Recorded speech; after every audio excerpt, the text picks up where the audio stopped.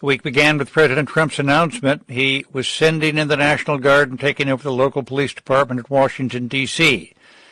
D.C. officials pushed, filing a lawsuit against the Trump administration, saying its actions amounted to a hostile takeover. But caught in the middle are the district's young people. NPR's Meg Anderson spoke to a few in the district and adults who work with them about this week. Merrick Decca is 18 years old and just arrived in D.C. earlier this month for his first year of college at Howard University. It's a new environment, away from home, away from family. You're already going to feel some type of way. He says he expected to feel nervous about normal freshman stuff, his classes, making friends. He did not expect to feel nervous about all these federal forces roaming the city.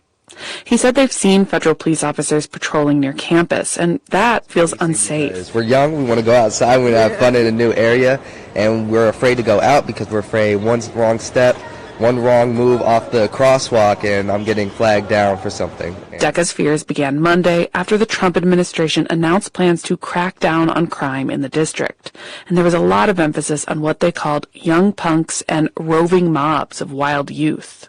The reality is that D.C. did see a violent crime spike in 2023, and youth crime was part of that. But violent crime in general is now falling in the district, and youth crime is too. Kristen Henning, who leads the Juvenile Justice Clinic at Georgetown Law, says even if the numbers were increasing, such a crackdown wasn't necessary. We're punishing the whole of black youth in our city for the mistakes or misdeeds of a very, very small percentage of young people who are engaged in this type of behavior. The young people involved in D.C.'s juvenile justice system are disproportionately black boys. She says her clinic has already gotten phone calls this week from local residents. One girl said she was put in handcuffs because she matched a description of someone else. She was eventually released. She called our office to say, this is what they are doing to us. So that's her perspective. Whether that officer was responding to this new executive order, it does not matter. The MPD did not respond to a request for comment.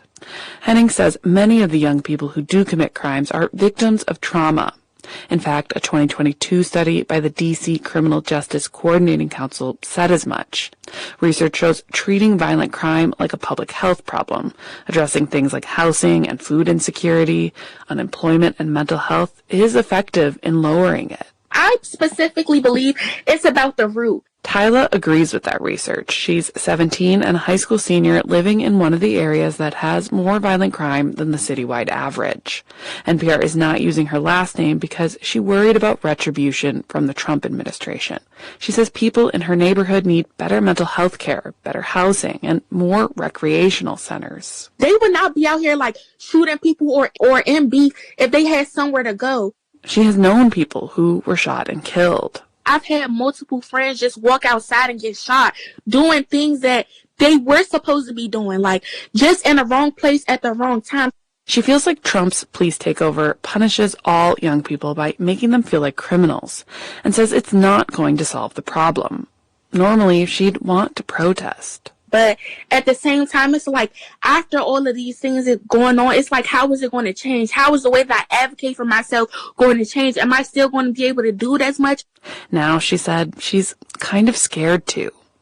Meg Anderson, NPR News, Washington. Neely Fuller in studio with me today. We're talking about counter-racist logic. So the intent here, Neely, let's suppose all black folk in America, in America, In the known universe. in the known universe. You gotta be thinking too much here.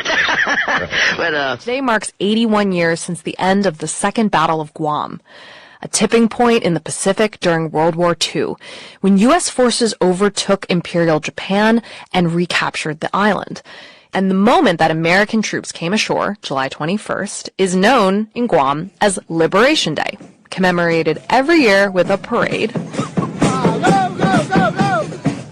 filled with floats, a Liberation Day queen, and citizens marching alongside members of the U.S. military, which has maintained a presence on the island all of these years.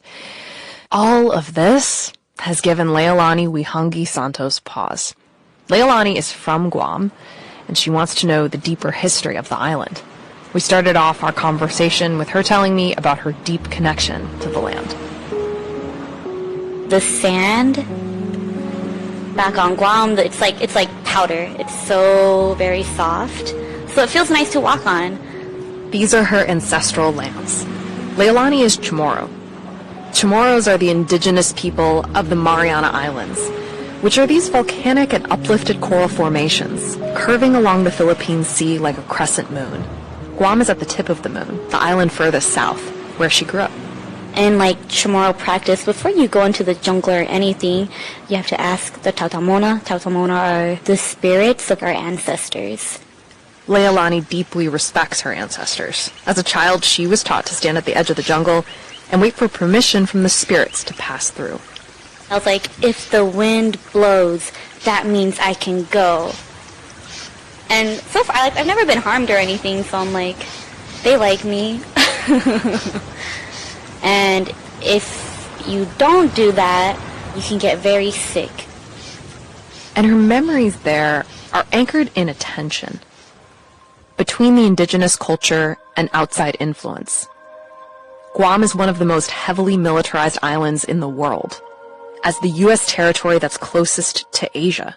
So the island's nickname in defense circles is the tip of America's spear, a staging ground for military action all over the Pacific. As a child, everywhere Leilani looked, along the ocean, in the trees, there were traces of World War II. Massive coastal defense guns lined the shores of her home village of Pidi, and the elders were constantly telling her to be careful. Growing up, you hear, like, don't touch something that you don't know what it is, because it could be, like, ammunition that never detonated. Teachers talked about World War II in school. Her elders lived through it. If you are on a land that has experienced a lot of trauma, especially if, like, you are the people of that land, have you learned that land's history? Have you learned that land's history? As an adult, that is the central driving question of Leilani's life. For 500 years, Guam has been controlled by foreign powers. The Chamorro homeland was taken over again and again, first by the Spanish, then by the Americans, then by the Empire of Japan during World War II. Leilani was taught about the 1941 invasion in school. How in the days following the attack on Pearl Harbor, Imperial Japan soldiers occupied Guam in a matter of hours and imposed a brutal 3-year occupation that set out to erase the culture of Guam. Speaking the Chamorro language was forbidden. And towards the end of occupation, when U.S. forces were close to winning the war, Japan soldiers carried out a campaign of enslavement, torture, and murder. This was a painful history that Leilani learned about on field trips. And she was taught they were rescued when U.S. forces overpowered the Japanese military. The emphasis is America saved us. Right. Like, we love America. America saved us. And so that was kind of like the main message. To this day, the U.S. military controls about 1/3 of the land on Guam. The Air Force has a base, the Navy and Marine Corps too. There's nuclear submarines in the ocean. The Pentagon has plans for what they call a 360-degree missile defense system if China, North Korea, or another nation were to attack Guam. The whole economy is tipped in the defense direction. So out of all U.S. states and territories, Guam has one of the highest rates of military service. If you don't join the military, you're kind of screwed. Like, there's not a lot of job opportunities on Guam. So some people leave to find work. The majority of the Chamorro population actually lives in the United States. When Leilani was 9 years old, her mom moved her to the U.S. to be closer to her side of the family. And that's when Leilani really got to know her paternal grandfather, Joseph Santos, who she calls Papa. Every morning, like, I would get up and walk her to school. I would miss her when class started because I was just waiting for her to come home. My papa would sneak me off to buffets after school. And then later in the evening, we would ride bikes around the neighborhood and stuff. We went bike riding one day in Vegas, and he thinks he could do all these cool tricks. Oh, God. No, Papa, don't do it. Yeah, watch this. Oh, man, did I eat it. She spent most of her teenage years in Vegas, and in 2018 went off to college at Soka University of America in Southern California. Her freshman year, she joined the school's Polynesian dance club, which was called Kapalina Holukai. That was run by like all these Japanese girls. And, you know, my first year I was like, oh, like that's cute. Like I want to, especially because my friends, I was like, I want you guys to like experience my culture. But Leilani was the only Pacific Islander. The club would perform dances, the hula from Hawaii or otea from Tahiti, in a way that really bothered her. The women were very fetishized on their hip-shaking abilities. Not just by, like, onlookers, but, like, folks participating in it. And then when it came to haka, there was just so much, like, obviously racist rhetoric going, like, let me see your savage, like, performance. The haka is a Maori dance, and Leilani is Maori. She confronted the club leaders and said, it's just weird that, like, there's no islanders here. Yeah. Not islanders not even teaching it, and I was like, I don't think you guys are like doing the culture justice because you're just teaching the moves, and they did not take it that well. They were just kind of very neutral, like, oh, I'm sorry you feel that way, but like that's not our intention. It was just like, I feel like that's just worse than being like, I don't care. So then I was like, okay, like, let me connect the dots for you, like, why this is not cool. Right. And, like, given history, like, right. Even worse. The club performed to make money and presented the dances without explaining much of their history to the audience. Leilani pointed out how offensive that was to Pacific Islanders. She shared her grievances in private meetings with the club leaders and in an open mic night on campus. She spoke openly about the history of Japan's occupation of Guam. This got her a lot of hate from students of Japanese descent. Leilani started getting weird emails. They're like, you're lying. They didn't believe you? Yeah, they're like, people are trying to, like, smear Japan. You're a liar. Don't trust her. Like, it was horrible. It was like the worst years of my life. Leilani told her papa all about it. I was really proud of it. Like, yeah, all right. You know, like, stand up for your rights. A few years later, the club disbanded with a Facebook post that read, "For years, our club has been appropriating cultures that we do not fully understand."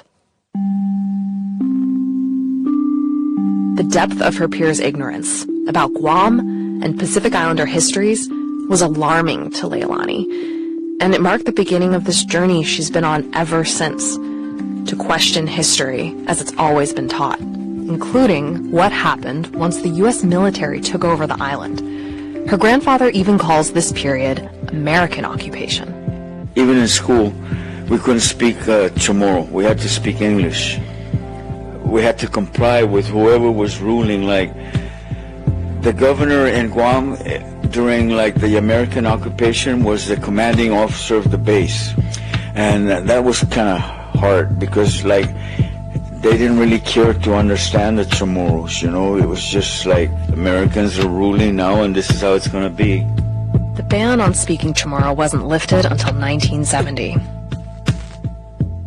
Now, Joseph is by no means saying that life under the U.S. military was comparable to life under Imperial Japan, but he wants to be honest about the ways that Chamorros were exploited, in particular the amount of land that was confiscated to build bases around the island. Nearly 11,000 Chamorros, half the population at that time, lost their property to the U.S. military in the aftermath of the war. This led to a class action lawsuit in the 1980s for a settlement of $40 million, which many still believe is not enough compensation. They confiscated a lot of my grandparents' land, like the military cemetery on the island. Where the flagpole was used to be my great-grandma's house. They actually hired a trailer and they moved the whole house. Now that you're, 73, yeah, what do you think of the U.S. military now and what it's done in Guam? I think they took advantage of the Chamorros. They really did, because we didn't have too much to say about what was going on. So they took advantage of us. Like, to this very day, we're not allowed to vote for the president. Did you ever have a moment where, like, you observed all this, right? And you knew that you didn't have a choice, this is the way it was, but did you ever have a moment where you started to feel like angry? Maybe sometimes disgusted, I think, would be more than angry, because being angry does nothing, you know. People in politics allow this to carry on and not do anything, but then if you really think about it, it's like, how much voice do they have to begin with? Joseph is talking about the political situation on Guam today, how little say the people have, and how about half of the residents were born elsewhere. Only 1/3 identify as Chamorro. It's kind of sad, really. Chamorros are literally a minority on Guam now. But Joseph and Leilani don't live on Guam anymore, and she wants guidance on how to navigate that diasporic identity. Her papa, her closest family connection to the land, won't always be here to show her how.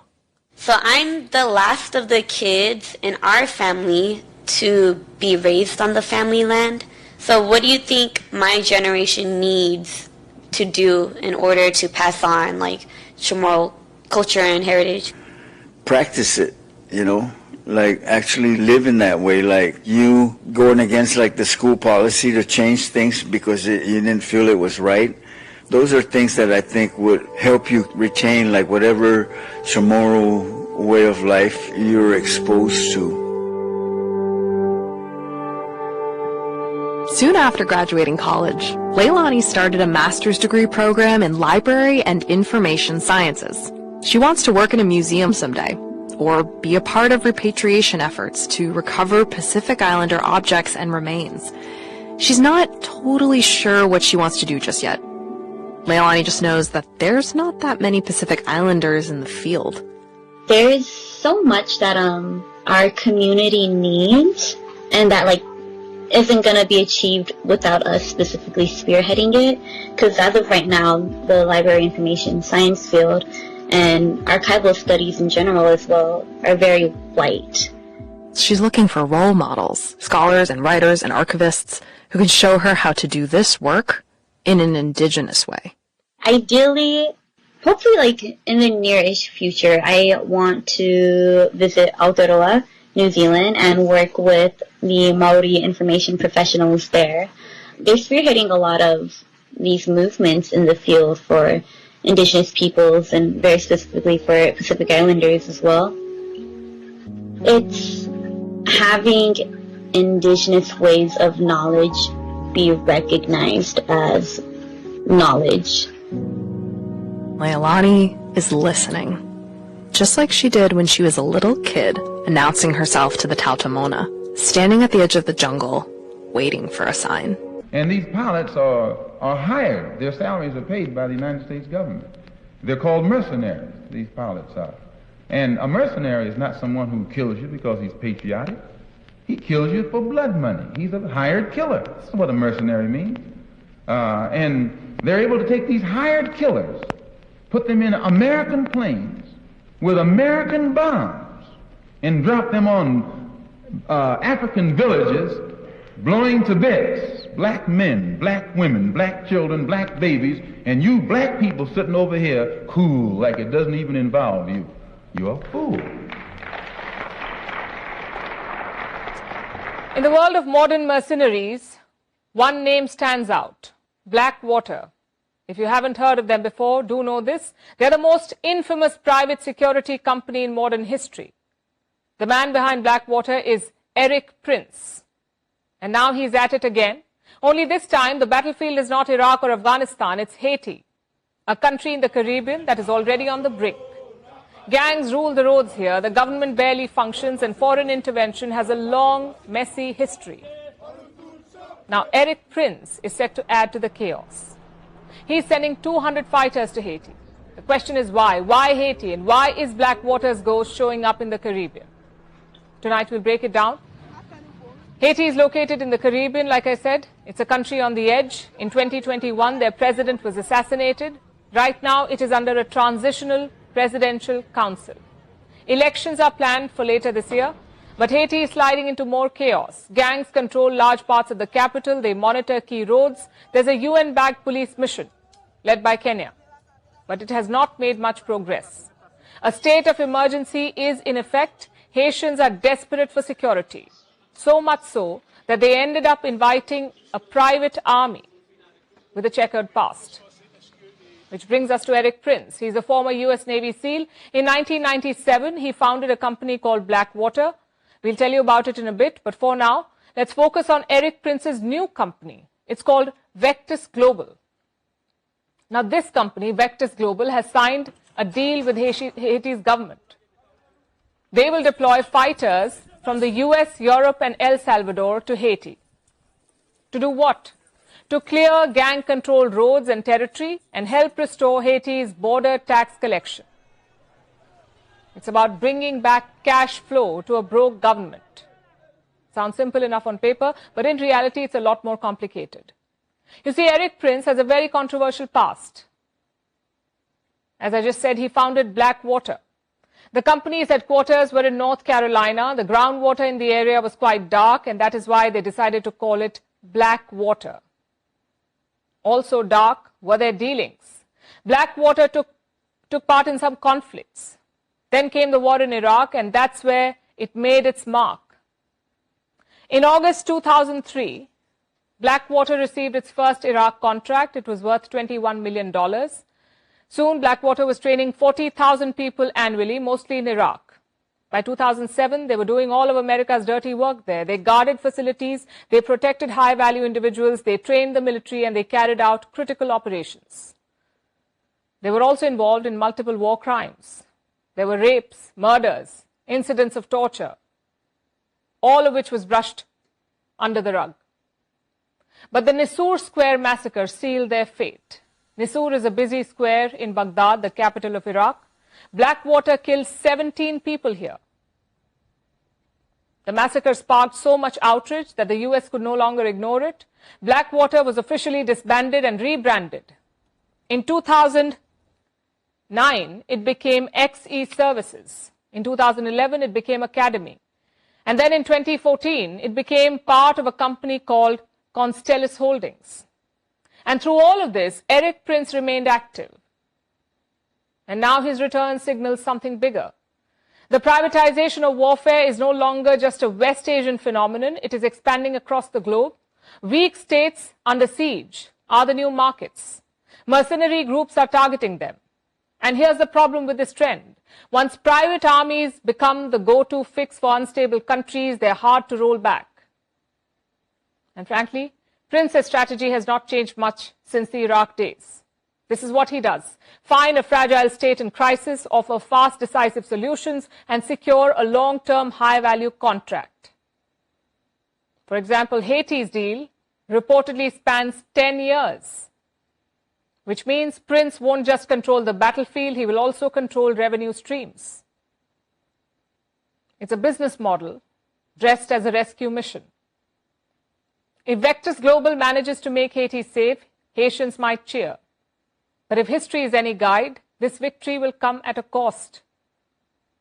Blackwater may be gone in name, but its shadow is long. And in Haiti, that shadow is about to land with boots and rifles. You're dirt. We think you're dirt, Paul. Who is we? The West, all the superpowers, everything you believe in, Paul. They think you're dirt. They think you're dung. You're worthless. I'm afraid I don't understand what you are saying, sir. Oh, come on, don't bullshit me, Paul. You're the smartest man here. You got them all eating out of your hands. You could own this freaking hotel, except for one thing. You're black. You're not even a nigger. You're an African. The Trump administration has given an ultimatum to immigrants in the U.S. who are without legal status. Leave now, voluntarily, or else you'll end up being detained and then deported. It's forced many immigrant families in the U.S. to grapple with difficult choices. NPR's Sergio Martinez Beltran reports from Michigan on the painful decision made by one Kenyan father. You want Daddy to swing with you like I did last time? Yeah! Samuel Kangete pushes his 5-year-old daughter on the swings at this leafy community park in Lansing, Michigan. The blue and green playground is on top of a small hill. Nearby, his 13-year-old son is showing his dad a few things about fishing on the Grand River. I don't know how to fish, so he teaches me how to fish. His 11-year-old daughter is at the park too, playing with her phone and helping her sister navigate the playground. So we come here, this is how we spend our days. Kangethe is from Kenya and has been living in Michigan for more than 16 years. He first came here as a student. Up until May, he was working as an accountant for the state of Michigan. Before that, he did the same job for a local beer distributor. But in the last few months, his life has been upended. So for me, especially for somebody like me who had an immigration court in court, that affects me directly. So you can imagine the amount of fear that puts in me. His immigration case involves a prior marriage that gave him conditional residency, but in 2014, immigration officials deemed that marriage fraudulent. It's complicated. A judge has yet to rule in that case, but since then, he's gotten divorced and he remarried in 2018.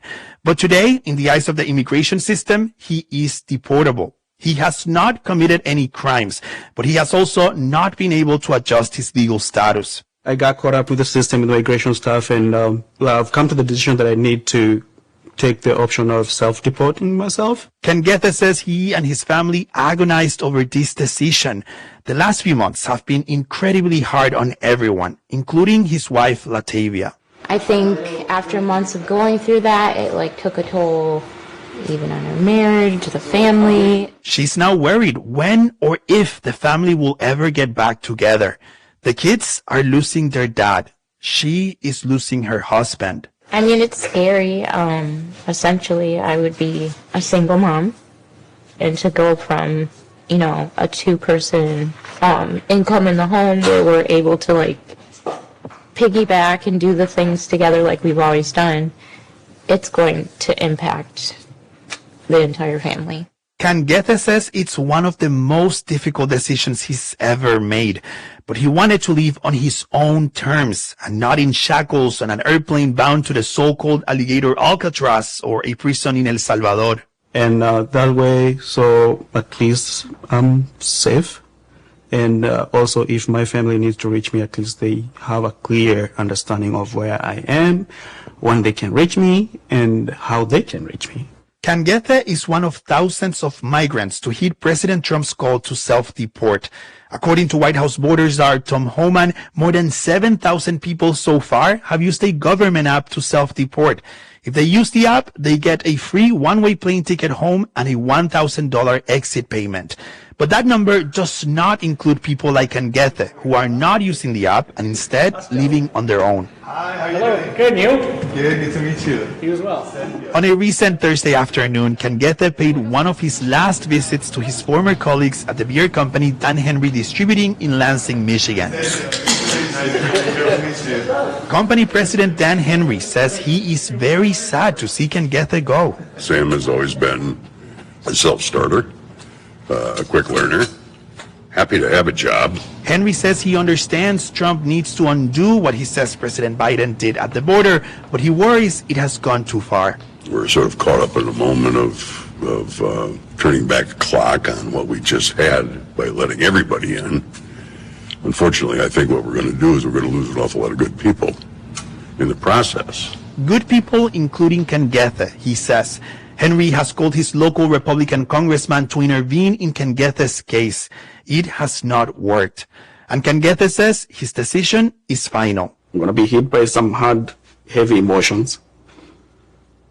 I don't know if I'm ready for those. But if that's the sacrifice I have to pay for me to go sit in Kenya for how long the government will tell me that I can sit so I can safely come back, then for me I feel like that's a small sacrifice to pay, and I'm willing to pay. He hopes this sacrifice pays off and that the U.S. will someday allow him to come back to his wife and 3 children. Sergio Martinez Beltran, NPR News, Lansing, Michigan.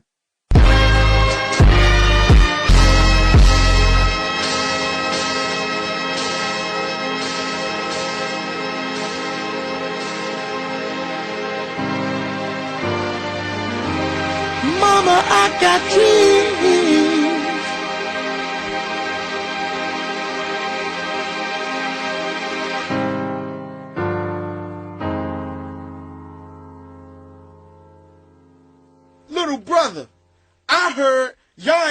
hitting in New York.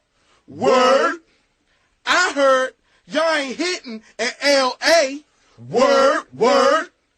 I heard y'all ain't hitting in North Carolina. North Carolina. 30 years after Hood's, NC school again faces scandal over racist incident. A Charlotte area school district is facing criticism after a video of a student athlete using a racial slur circulated on social media. West Lincoln High School and Lincoln County Schools administrators apologized Monday after a social media video circulated showing a student athlete shouting the N-word repeatedly, WBTV reported. The school said those involved were disciplined according to district policy as it continues to investigate. The behavior displayed in this video is deeply disappointing, unacceptable, and does not reflect the values of West Lincoln High School, our athletic program, or our community, the school's statement posted to Facebook reads. District and school officials are rolling out educational and restorative programs designed to strengthen respect, empathy and inclusion among students, according to a statement from the district emailed to the Charlotte Observer.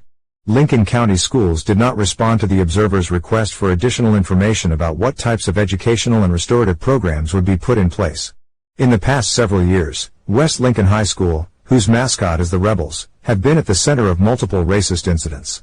Vandals painted the N-word in West Lincoln High School's athletic logo on the Spirit Rock at Lincolnton High School ahead of their homecoming football matchup in 2021, the Observer reported. In 2010, students at West Lincoln arrived to find an image of what appeared to be the hood of a Klansman painted on the school's Spirit Rock as part of a senior prank, WBTV reported.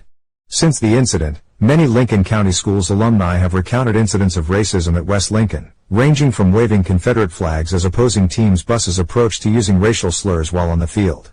According to one former West Lincoln student, the roots of the school's racial troubles reach back decades. In an essay titled 1993, a West Lincoln alumnus writing under the name C.E. Martin recalled, while in college, seeing her alma mater displayed in all its racist glory on the news. Our football field press box was painted with the Confederate flag, the same flag that hung below the American one on the flagpole, buffeted by the wind, she wrote. The mascot was a cartoonish General Lee, fading on the bricks of a long-ago mural. It was 1993. Martin wrote that she was particularly struck by the horses that surrounded a group of mostly white teenagers chanting, with riders who wore sheets with eye holes crudely cut from a pair of scissors, maybe that morning. Racist incidents in Lincoln County schools aren't confined to West Lincoln. A TikTok video featuring two high school students at Lincoln Charter School in Denver circulated where students made racist remarks, WCNC reported. The school, which is not affiliated with Lincoln County Schools, prompted community outrage and public condemnation from school leaders. The video was tied to a TikTok trend where participants posed awkward, interview-style questions. What about black people? A student in the video asked. I think they are all. We should go back to slavery, you know they are all, expletive, another student answered. The Lincoln Charter School incident happened a month before former East Lincoln High School principal Mary Beth Avery issued an apology to parents after a video on race relations was shared with students at the school, the Denver Citizen reported.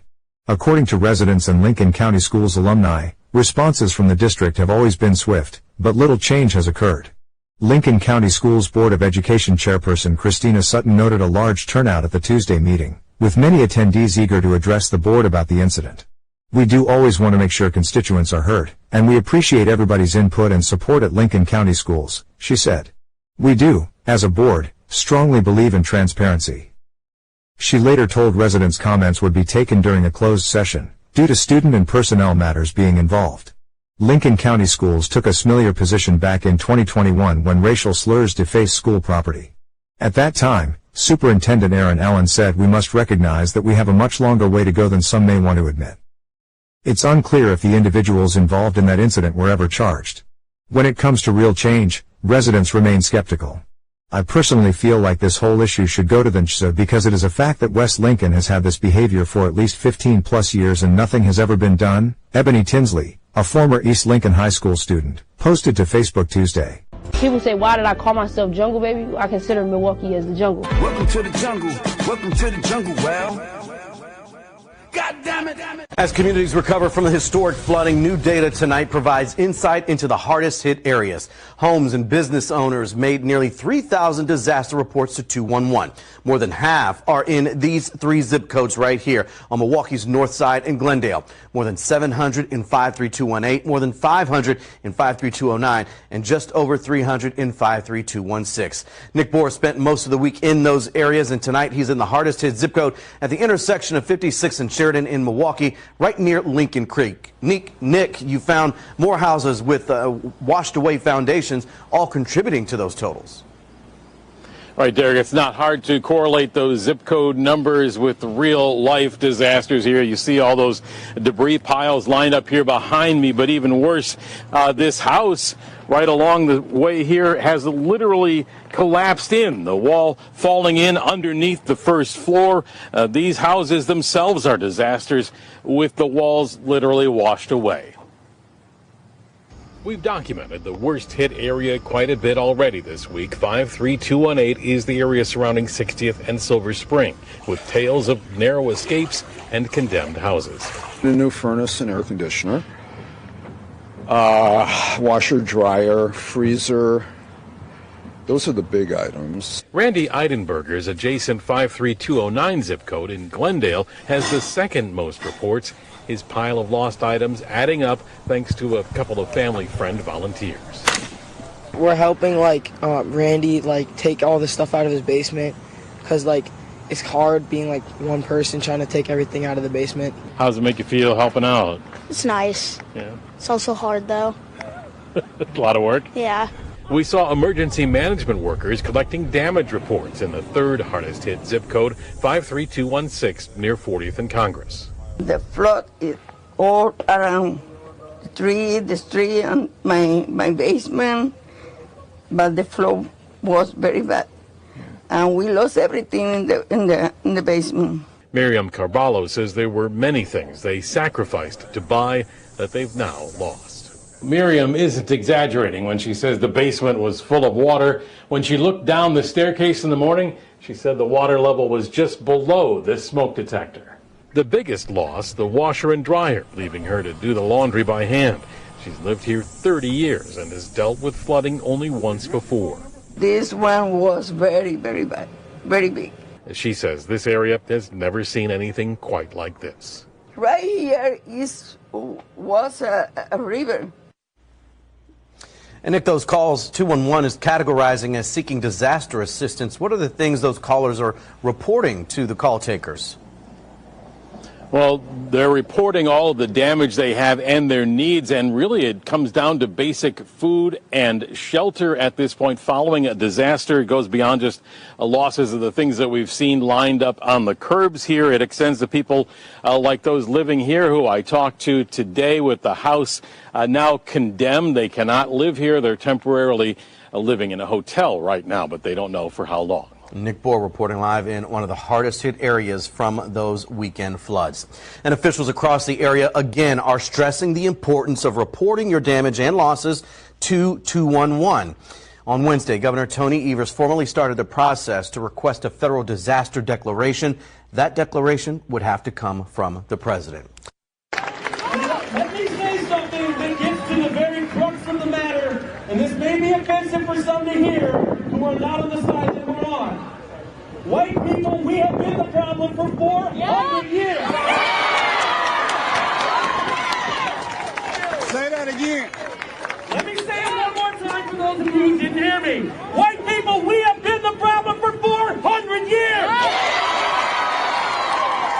Wisconsin's Republican-controlled legislature approved part of a plan from Democratic Governor Tony Evers, which called for closing the maximum security Green Bay Correctional Institution by 2029. Last month, Evers vetoed part of that language by striking a reference to a specific closing deadline. That veto was blasted by Marianne Olson, an activist with Ex-Incarcerated People Organizing of Wisconsin. She says the institution is a crumbling, inhumane facility that should have been shut down years ago, and delaying its closure signals a lack of urgency. Evers has reiterated that Green Bay Correctional must close, but he said it would be irresponsible to set a deadline that the legislature has not backed with a, quote, concrete plan. Sarah Lear, Wisconsin Public Radio. Can businesses use your online data to overcharge you? The short answer is yes. It's a practice called personalized pricing, or to critics, surveillance pricing. And it's been in the news after Delta Airlines said it's using AI to set some ticket prices. Now, the airline says it does not engage in this practice, but that hasn't stopped some lawmakers from wanting to ban surveillance pricing. So in the meantime, how concerned should we be as consumers? Sam Levine is a senior fellow at the University of California, Berkeley School of Law, and a former director of the Federal Trade Commission's Bureau of Consumer Protection, which recently investigated surveillance pricing. And Sam joins us now to talk about all this. Thanks for joining us. It's great to be here. To start us off, can you just describe what is personalized or surveillance pricing? Yeah, so surveillance pricing is when companies collect data from consumers, like their location data, their demographics, their internet search history, to set individualized prices. And the goal is to charge each person the most that they're willing to pay. And where does this data come from? This data can come from all sorts of sources. Companies collect a lot of data from people directly, like what products they're looking at on a website, how they're sorting those products, where the location is. But companies can also get data from third parties, like data brokers, which collect vast troves of data on American consumers. How does this translate into surveillance pricing? Like, can you give some examples of how this would work? Sure. So most people by now are familiar with the idea, as you said, that when you're searching for shoes online, suddenly every website you go to, you start to see ads for shoes. And that's because a number of companies in the background have figured out that you're looking for shoes and they want to serve you ads for shoes. Well, that same underlying data and that same underlying technology can be used to target you with prices in the same way it's being used to target you with ads. So if companies hypothetically have the ability and the technology to set different prices to different consumers for the same thing, how does that harm consumers? What we know is that these third-party so-called pricing consultants are telling companies that they can earn billions of dollars in additional revenue by collecting vast troves of data on consumers to try to predict the most that they're willing to pay. A recent real-world example is Delta Airlines. Delta told investors over the last few months that thanks to AI pricing, they were going to be able to stop matching competitors' fares. They were going to be able to predict, this was called the Holy Grail, exactly how much each consumer is willing to pay. Now, since then, the company has tried to walk back those claims, but I think the reality of this business model is exposed. Surveillance pricing is about charging the most people are willing to pay, and that's going to mean higher prices for consumers. Are there other examples that give us a sense of how widespread this practice is? I think the scope is big and getting bigger. The FTC study that we did and that we released some of the results from in January, just among the 8 pricing consultants we looked at, they were working with more than 250 companies in industries ranging from grocery to hardware to apparel and more. I'll give you another recent example. Target was sued by a number of enforcers in California for raising prices on consumers in their app when the consumers were in the parking lot. And the idea, according to the lawsuits, was that Target didn't want consumers to know that they could get lower prices online when they were near a store, so they just increased the prices online. What would you say to some people who are a little skeptical that surveillance pricing really is the problem that people like yourself say it is? Well, companies are certainly telling lawmakers that surveillance pricing is nothing to worry about, that it's all about discounts, that this is all about consumers saving money. But that's not what they're telling investors.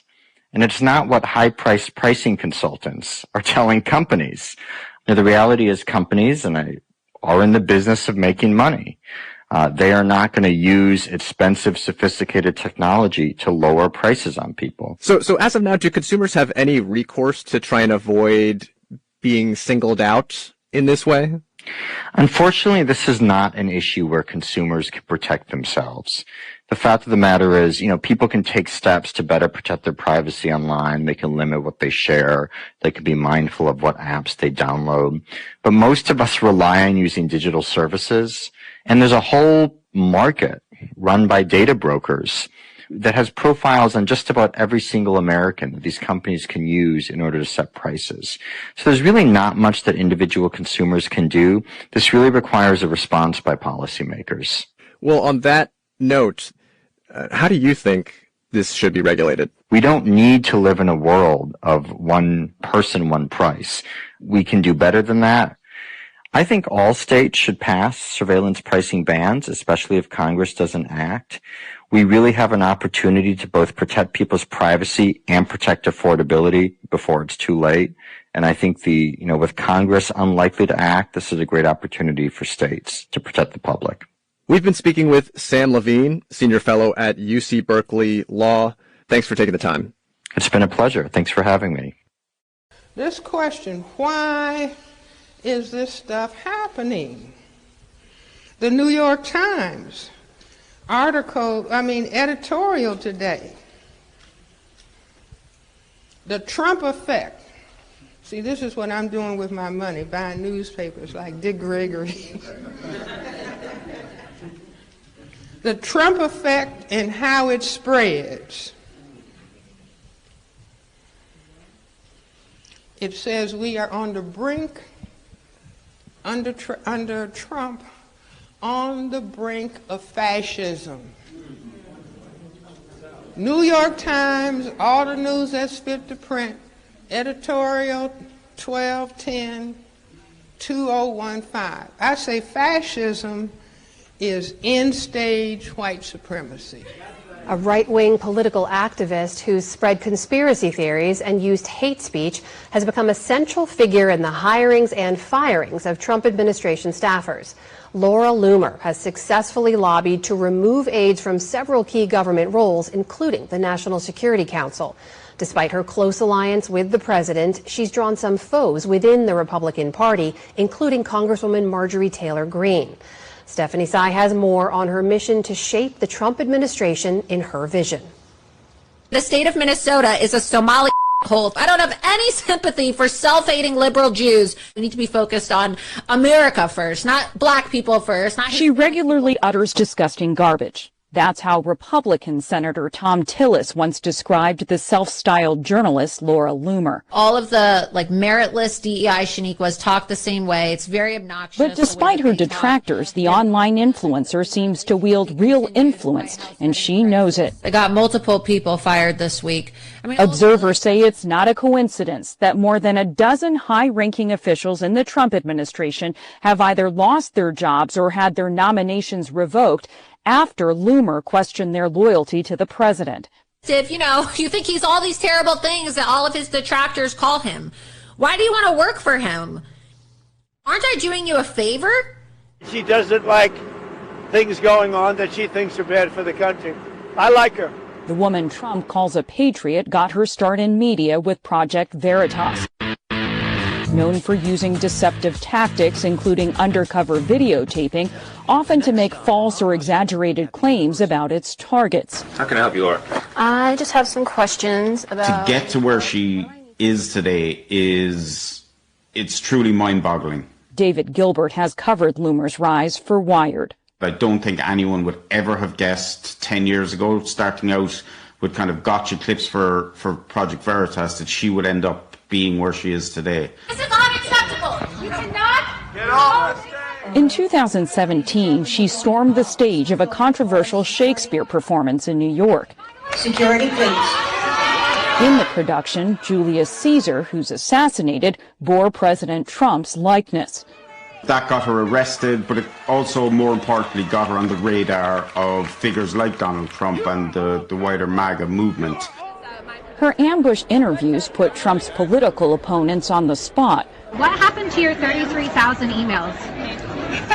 You're going to get prosecuted, Comey. Rashida, are you willing to admit as a congresswoman that Hamas is a terrorist organization? In 2018, after unleashing a tirade of Islamophobic tweets about then Congresswoman-elect Ilhan Omar, she was banned from the platform for hateful conduct. Loomer handcuffed herself to Twitter's headquarters in protest. She was also banned from Lyft, Uber, Instagram, and several online banking platforms. My life is ruined! Does anybody understand how ruined my life is? I'm sick of it! I don't want to...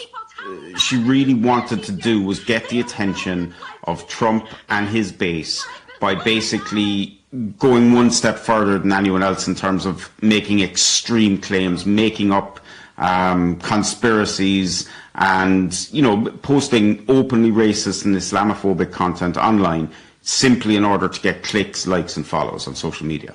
A fighter is running for Congress, and her name is Laura Loomer. Two runs for Congress followed, with $1 million in financial support from the likes of Alex Jones, Roger Stone, and Matt Gaetz, fellow bombastic personalities and conspiracists on the radical right. She refused to accept her 2022 primary loss. I'm not conceding because I'm a winner. Election denialism inspired by Donald Trump, who Loomer redoubled her support for in the wake of her electoral losses. During the 2024 campaign, Loomer posted, "If Kamala Harris wins, the White House will smell like curry." But now, on Elon Musk's rebranded X platform, the post was left live, although again tagged for potential hateful content. A fantastic woman, a true patriot, Laura Loomer. Trump mentioned her in fond terms on the stump, and she was spotted getting on his campaign plane last fall. But he's never given her a job. Still, she fights for him. I'm starting to have some serious doubts about who is in control in the Oval Office because I have just seen so many instances of Donald Trump giving orders and then his orders not being respected by his own staff. And After an Oval Office meeting with Loomer in April, the president fired 6 National Security Council officials. She makes recommendations and labels at people. And sometimes I listen to those recommendations like I do with everybody. I listen to everybody and then I make a decision. Even when the president doesn't give it, Loomer has taken credit for the firings or resignations of more than a dozen people, including his nominee for Surgeon General, the top lawyer at the National Security Agency, and the vaccine chief at the FDA, who was rehired last weekend. I'm not working for President Trump. I'm not getting paid by President Trump. I'm not in the Trump White House. I wasn't even on the Trump campaign. And yet I feel like every single day it's a full-time job just to make sure the president is protected and that he's receiving the information that he needs to receive. And that a full-time job no one hired her or elected her to do. For the PBS NewsHour, I'm Stephanie Sy. The man race, class, genre, and the dilemmas of black manhood. According to health experts, there is a disproportionately high rate of undiagnosed and life-threatening heart conditions among black men in New York City. Mount Sinai Hospital, along with a nonprofit group called Real Dads Network, are hosting free heart screenings specifically for black men to detect serious heart conditions. Joining us now are Mount Sinai doctor Isilma Fergus and Kenyatta Rouse, who's part of the Real Dads Network and a former NYPD detective. Both helped initiate free heart screenings for black men here in the city. So, doctor, why are black men more likely than other groups to have undiagnosed heart conditions? Is it an issue of access to care or problems overlooked? Yeah, good afternoon, everyone. I'm happy to be here to answer such an important question. So it's multifactorial. It's not a simple answer, but part of it would be what you call the social determinants of health, social and or structural determinants of health, such as what you mentioned, access, etc. But I think that a large portion also has to do with understanding the culture of black men. Sometimes there's pride involved, or, just feeling that they may not be manly enough going into the doctor all the time. So the type of thing that we're doing, going out into the community and reaching out to people where they can talk and they can feel that they can trust the individuals, is really helpful, and we hope will help to eliminate some of these disparities. Kenyatta, can you briefly tell us about how changes in your own health led to increased awareness about the need for regular screenings? Absolutely. Good evening, everyone, and thank you for having me here today. Actually, we always say, and I'm going to take a quote from my brother Puma from the Real Dads Network. I will die for my kids, and I would die for my family. I'll do anything for my family. So what we're trying to do at the Real Dads Network is change that narrative and say, let's live for your kids and let's live for your family, because we want to be around and we want to be healthy to see our family nourish and grow and for ourselves. Now, Doctor, you mentioned social determinants, right? Lifestyle factors, Yes. things like housing, neighborhood safety, food deserts. How do those things affect cardiovascular risk?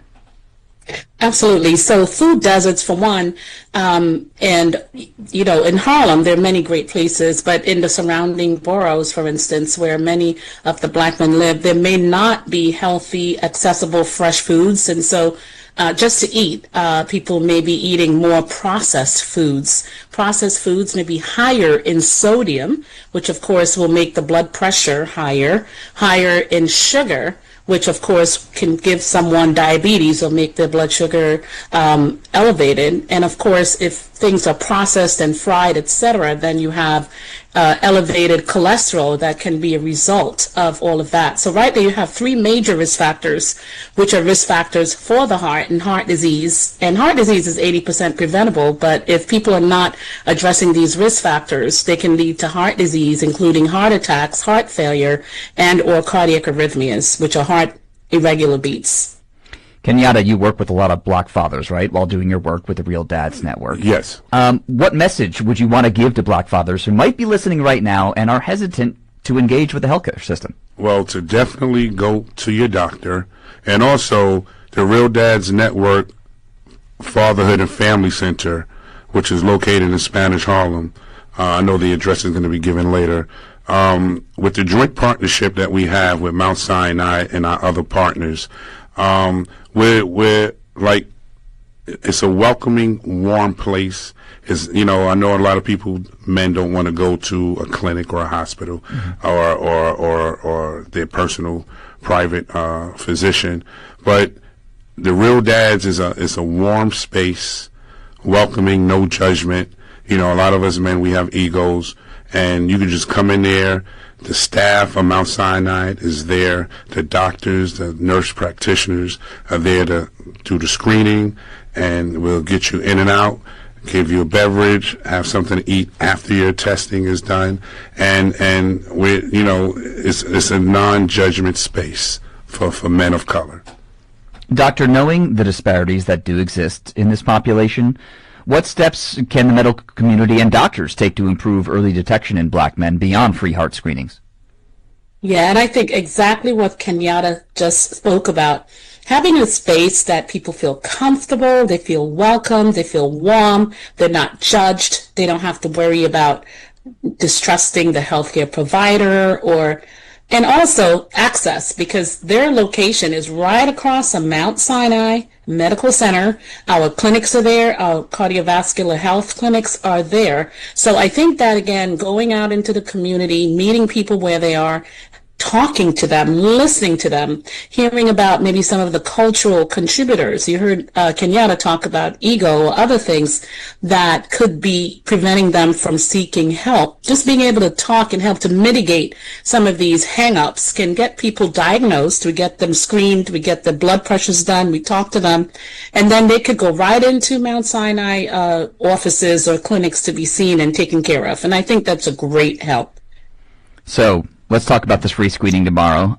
Like we said, it's at 1445 Madison Avenue. That's the address where folks can get that free screening. It's at the Real Dads Network and Fatherhood and Family Center on the Upper East Side from 4 to 7 in the afternoon. Kenyatta, you could listen to All Things Considered on WMIC while you're going. It is during this time slot. Yes. But in all seriousness, what should people expect to experience at that free screening tomorrow?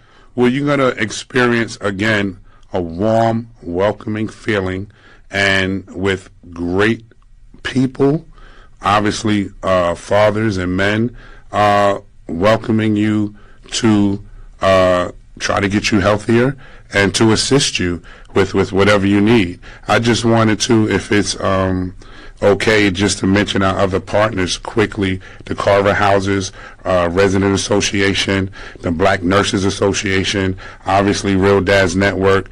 I also would like to, because I wear multi-hats, Medina Temple number 19, which is Prince Hall Shriners, which is a Harlem fraternity organization that we're out there in the community, and this is also with the Prince Hall Shriners, our national community health initiative. So that's why we partnered with Mount Sinai as well. And hopefully this is, because tomorrow's our second event, but hopefully this is the second of many to come in the near future. Right on.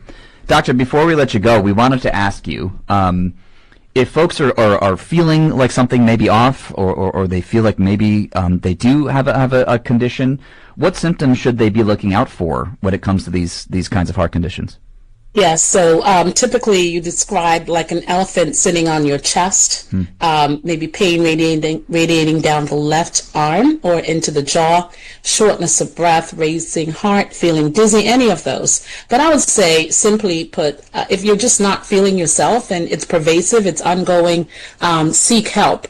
We're doing things tomorrow. We'll be screening blood pressures, and we will be also swabbing for cardiac amyloidosis, which is a condition that can affect 4% of African American men with symptoms. But we will also be talking about high blood pressure in words that they can understand, men's health. And we have experts, as Kenyatta discussed, doctors from Sinai, nurse practitioners, nurses, student coordinators, researchers, all there to help to facilitate this for the men. And I'm her patient, by the way.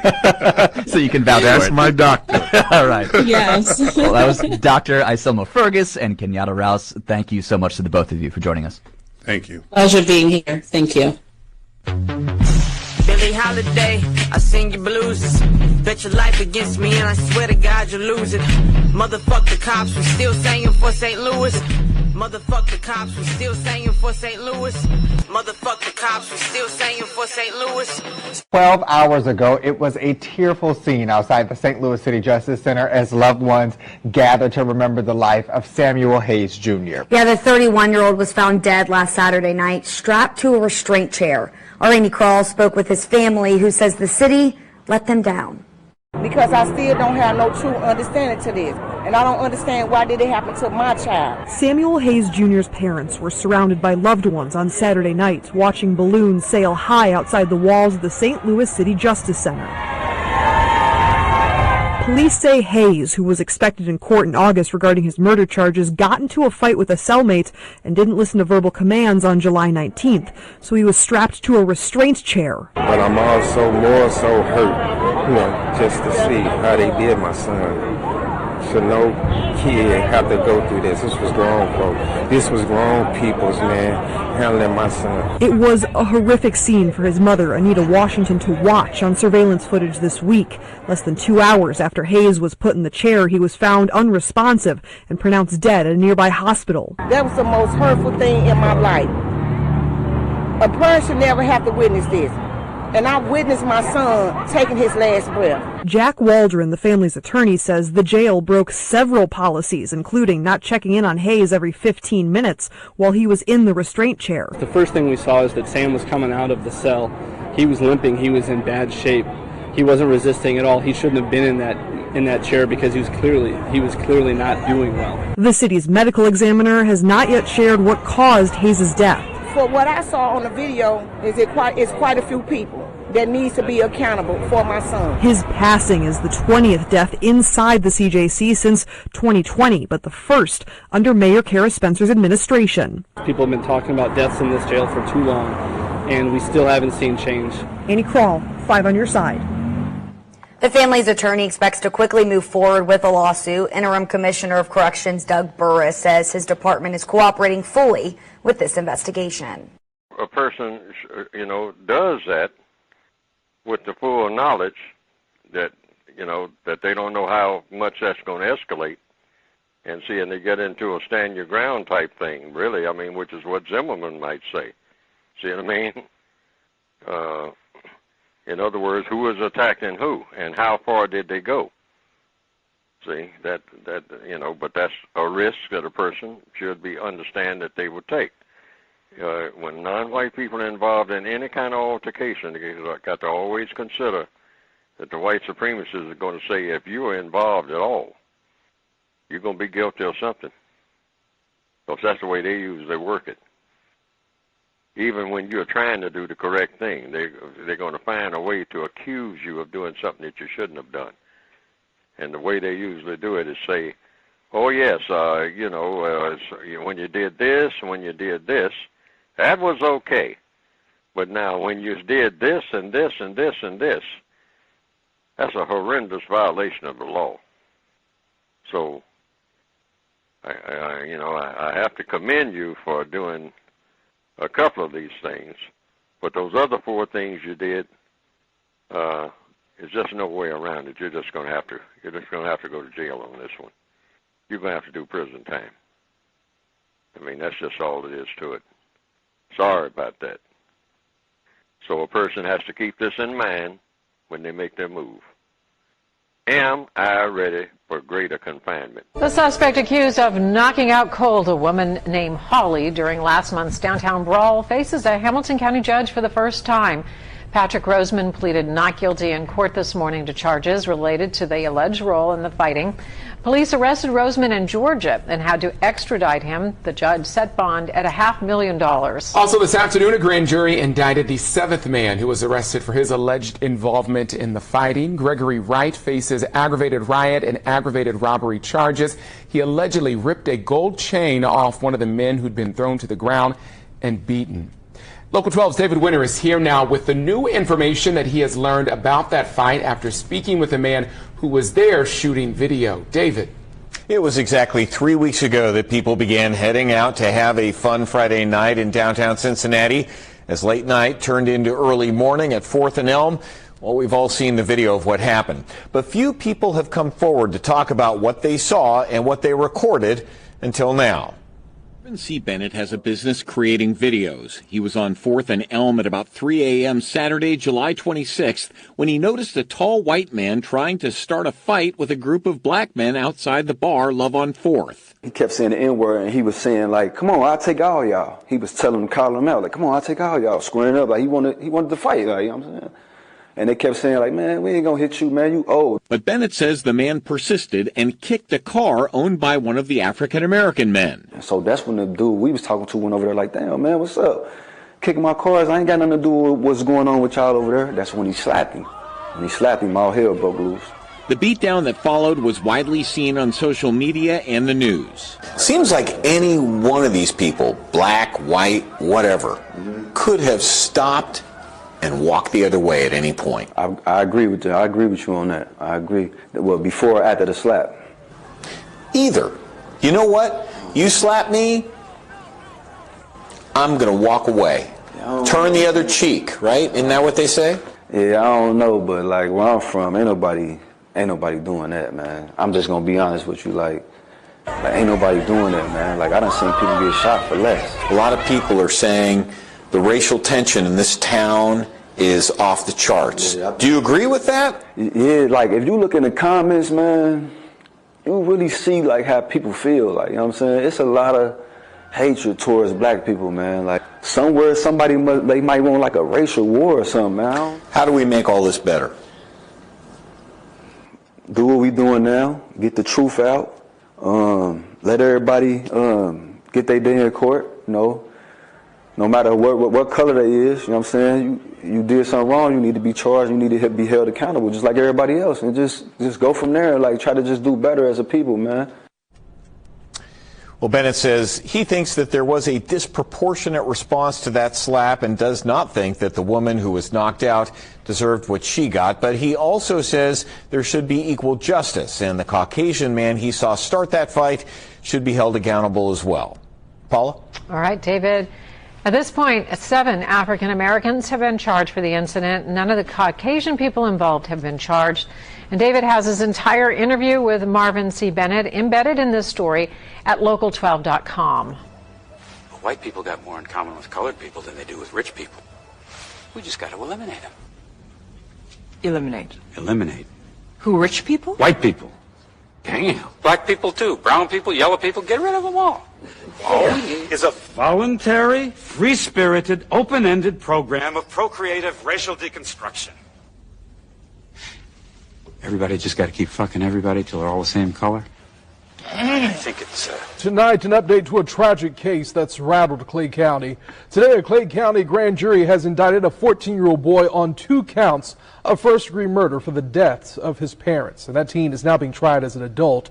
Our Sydney Deshawn sat down with a legal expert to break down what the changes mean, Sydney, as we move forward. Yeah, Anthony, that legal expert tells me the charges fit the facts. Tonight, we're learning 14-year-old Trevor Lee is now formally charged with 2 counts of first-degree murder in the shooting deaths of his parents, David Lee and Brandy Smith, inside their Middleburg home. August 4th, Clay County Sheriff Michelle Cook announcing Trevor Lee had been arrested, accused of shooting his parents to death inside their home. After the shootings, the sheriff says Lee walked to a Cross Point church where he called 911. Confessing to the crime, asking the dispatcher for prayers. I'll listen to you. Well, I was going to ask if you could pray for me, ma'am.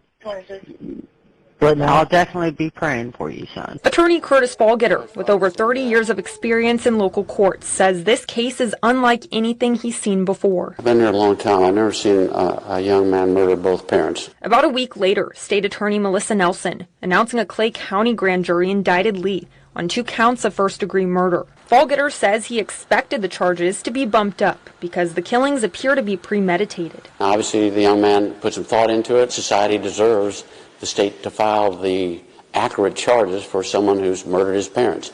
And first-degree murder is the right charge. He says the 911 call could help both the prosecution and the defense. Prison is going to be a bad place for a 14-year-old, but that's where he's going to land unless there's some mental health issue. Psychiatric and his age would be the only 2 mitigating factors that would help him. With Lee charged as an adult, he faces a possible life sentence if convicted. But Fallgetter says because of his age, Florida law could allow a sentence review after 25 years. Now, that doesn't mean the judge is going to cut the sentence down. So if there's an opportunity for him to get a shorter sentence, maybe 30, 40 years instead of 100 or instead of life, that might be some incentive for him. Now, Lee's next court appearance is set for August 19th. That's at 9 a.m. And funeral arrangements for the parents have been set for this Sunday, and that's happening in Tennessee. Sydney Deshawn, First Coast News, on your side. Mr. Doe, going on in your country right now in Vietnam is 4,000 little kids who are in quarantine camps away from their parents because of this fake scamdemic. And you come to my country and you act like one of these communist parasites, I ask you to go the back to Vietnam. Lord.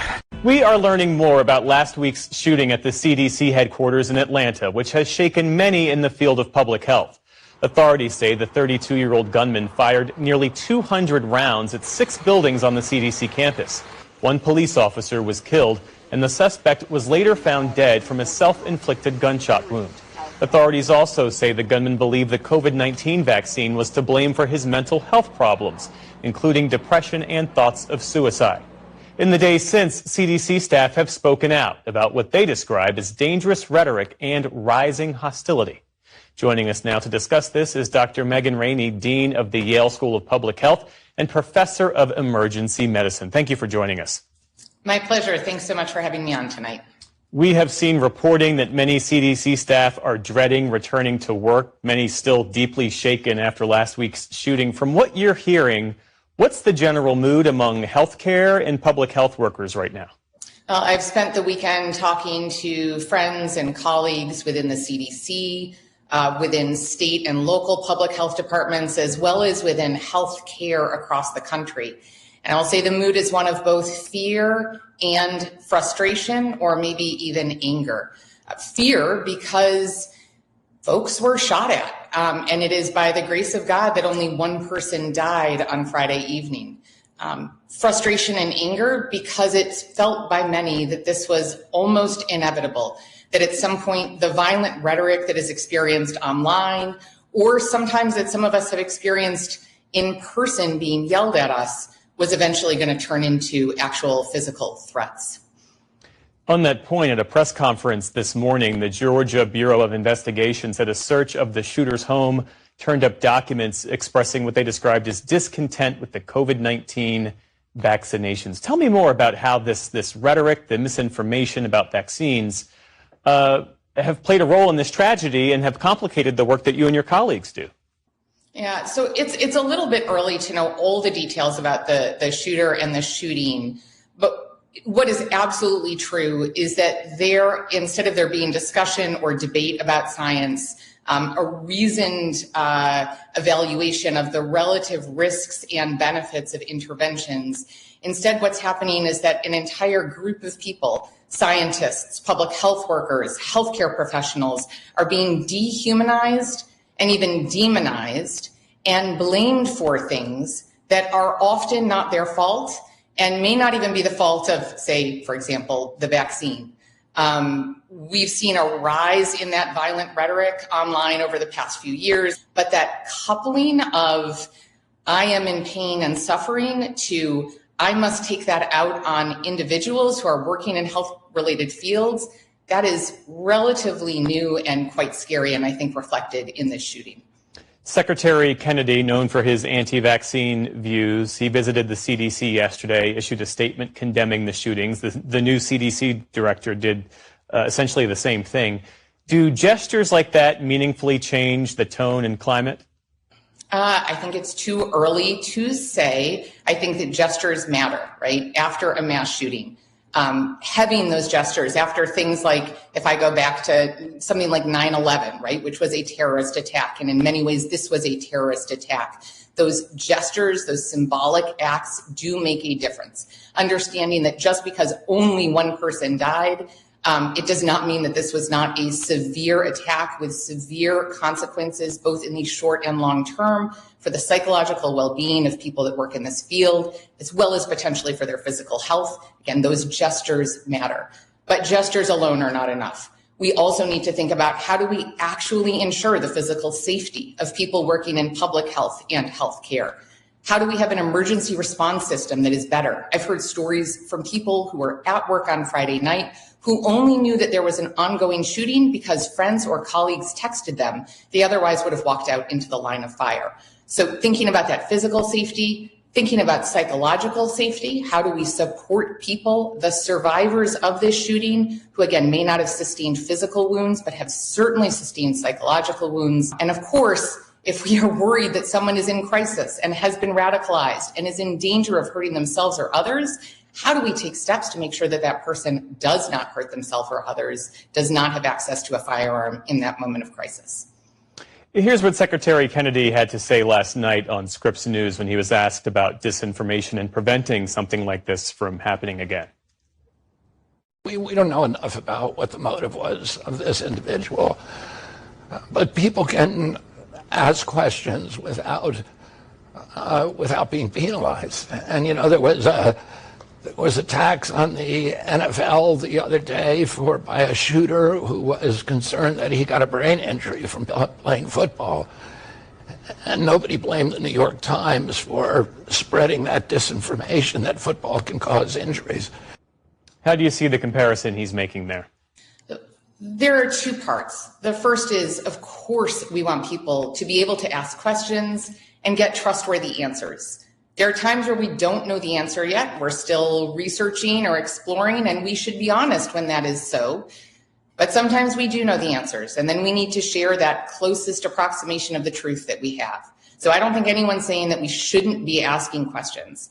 What we are saying is that the asking questions should not be accompanied by violent rhetoric that implies that public health professionals, scientists, or healthcare providers are somehow out to cause harm or deserve to be hurt or killed.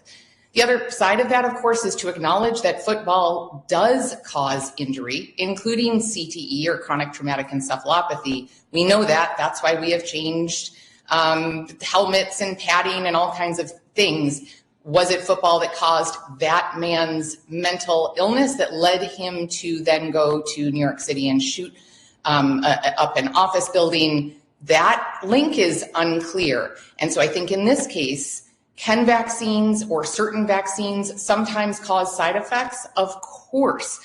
Is the risk greater than the benefit? No, for the vast majority of vaccines, certainly all that are FDA approved, we know that they are the safest and most effective way to prevent illness. And finally, even if this person did experience a side effect from the COVID vaccine, which does sometimes rarely happen, was that the cause of his mental illness? We don't know, any more than we know whether or not it was CTE that caused the man to shoot in New York. But what we do know is that the answer to being sick physically or mentally should never be violence against another human. Dr. Megan Rainey, Dean of the Yale School of Public Health and Professor of Emergency Medicine. Thank you for joining us. Thank you. And we should mention the CDC started promoting a fundraiser to help the family of the officer who was killed in the line of duty, DeKalb County Officer David Rose. He was married with 2 children, and his wife is expecting their 3rd child. Secretary Kennedy visited the police department on Monday and met with his widow. I say fascism is end-stage white supremacy. See, just like in Nazi Germany. Fascism, system of racism, white supremacy, determined to survive.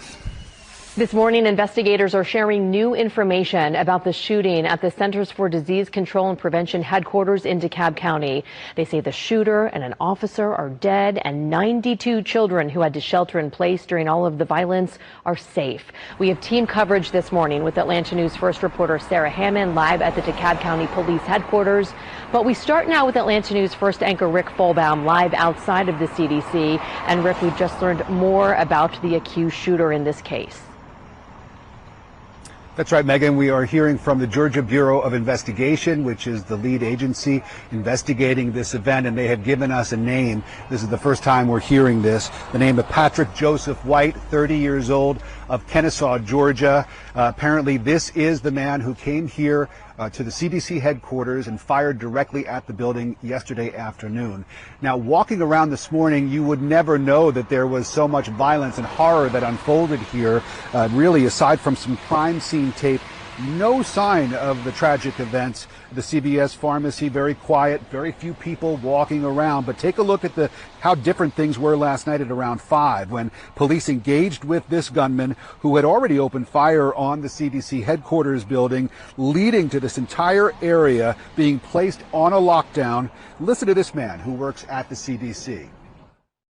I was sitting at the light waiting for it to get green. I noticed a gentleman sort of walking on the sidewalk with what I thought looked like fishing gear at first.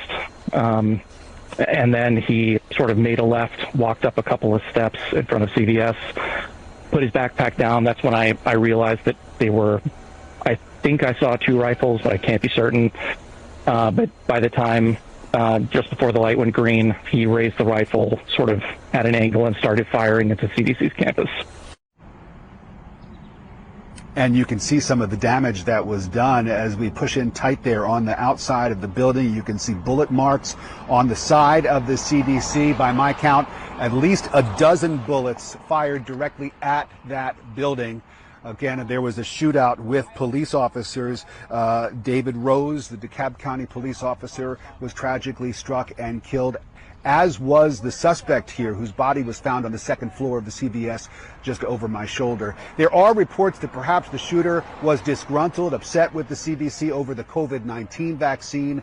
That has not yet been confirmed. But again, a tragedy unfolding here on the streets of DeKalb County, right outside the CDC, resulting in the death of a DeKalb County police officer.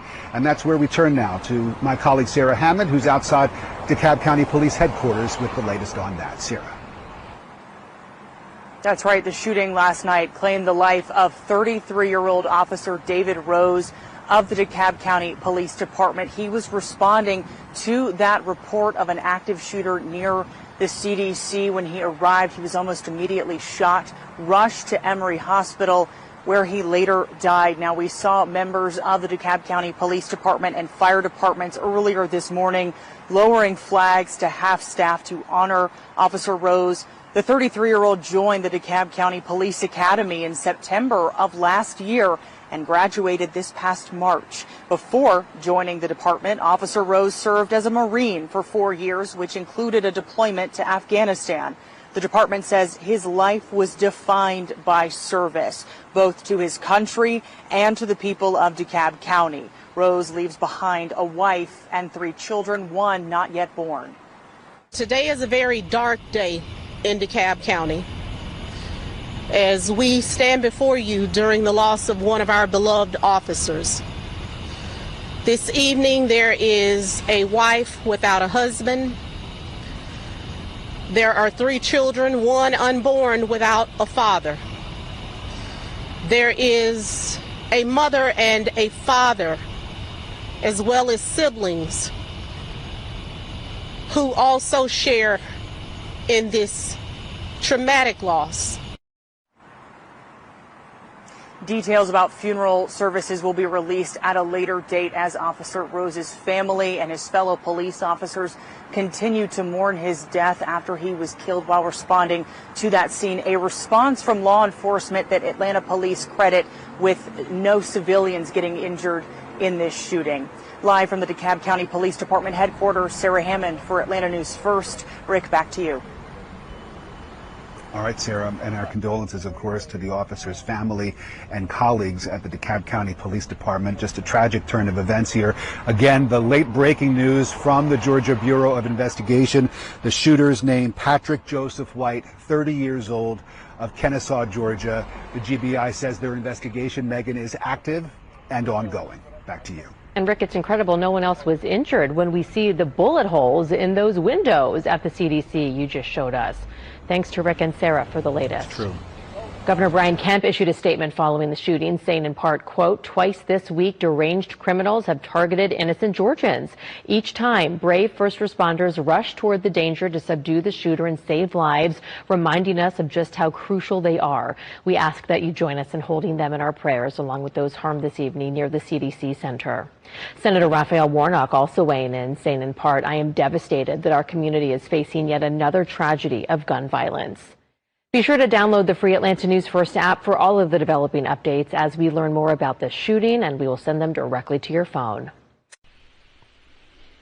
Condolences to privileged black male Officer David Rose,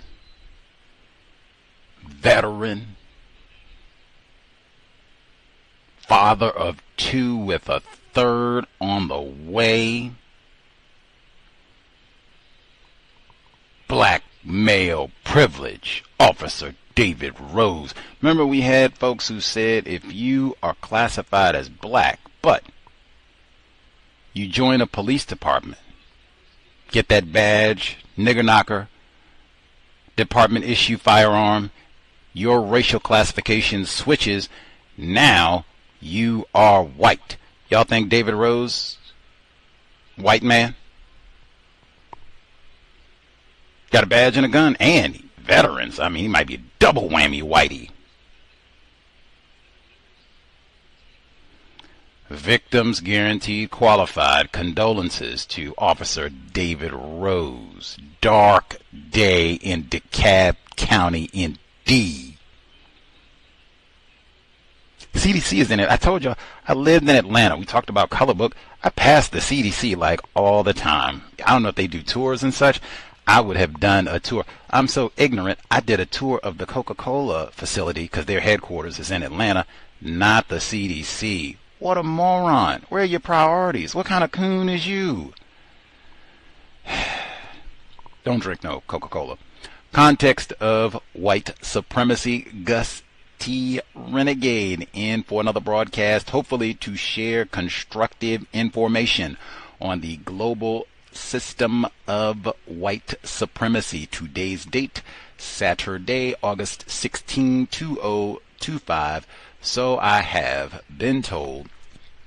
Our weekly broadcast, not for spectators. If you figured out some things that would be helpful for non-white people to know, techniques, behaviors that they should begin practicing, employing, help us get this here problem solved immediately.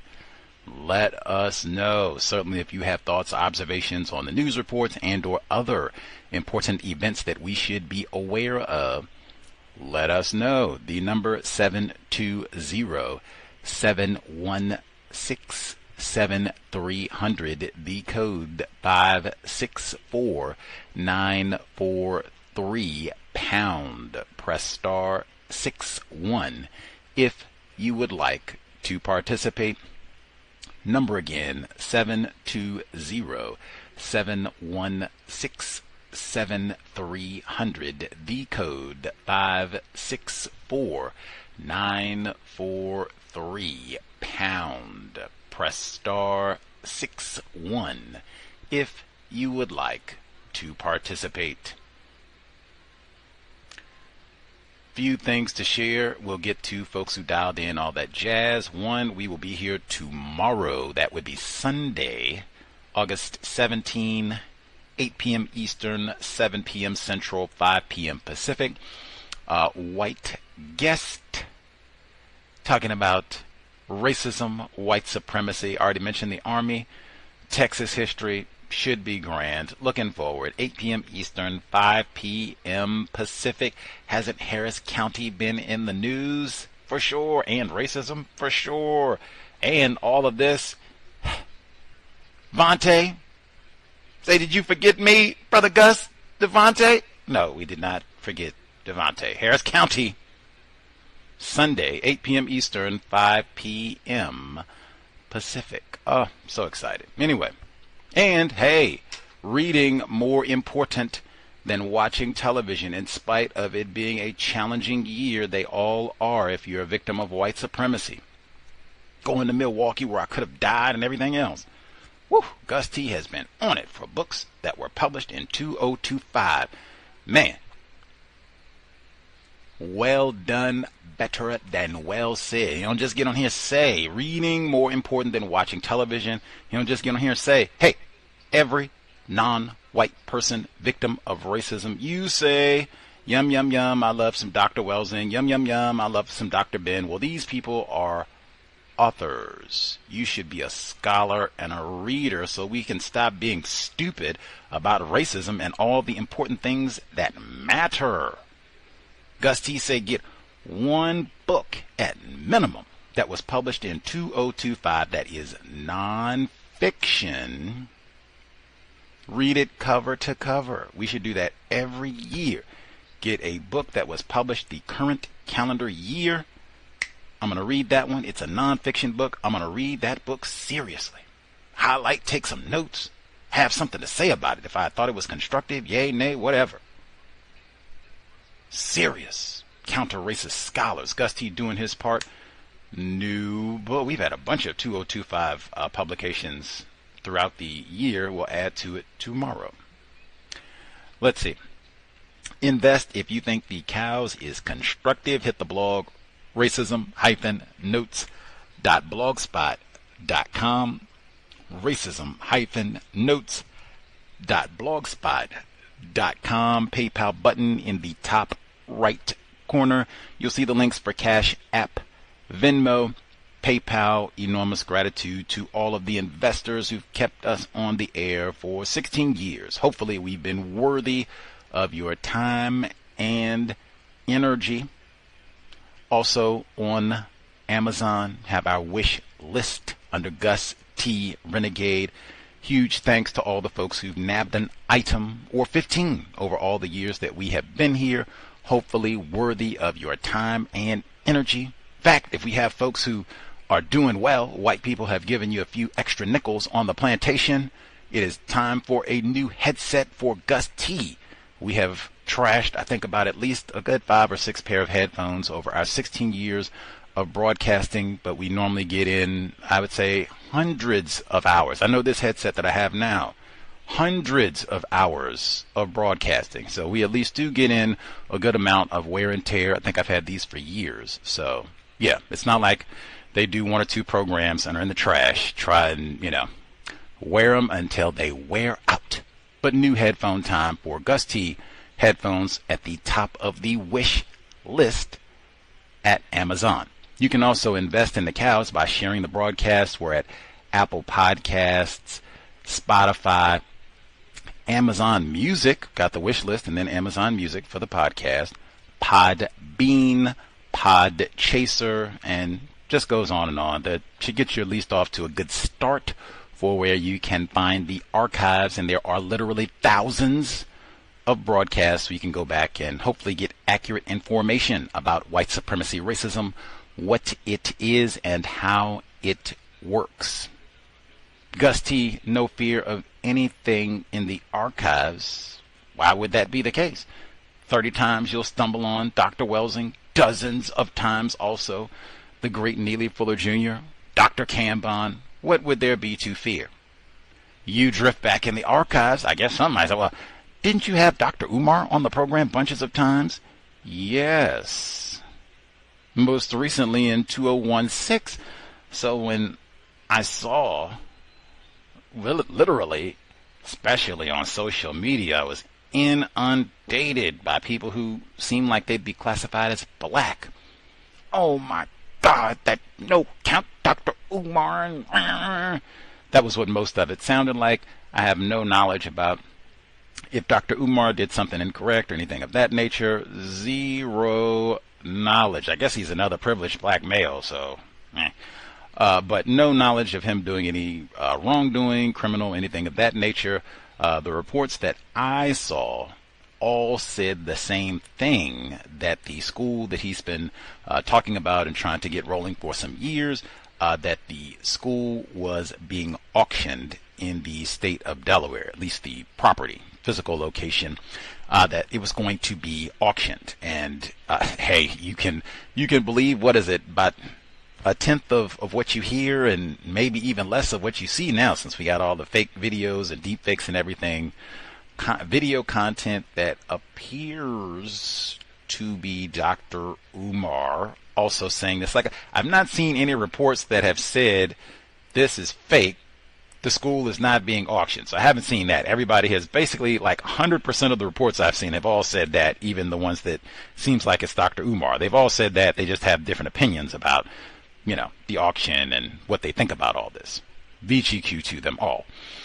My thought process is, one, from what I saw, I was just stunned because it was so much content. Like, it was, I mean, I know Dr. Umar is pretty well known. He's been out talking and doing his thing for a number of years, but I mean, man, it gave me pause. Like, so is the problem Dr. Umar?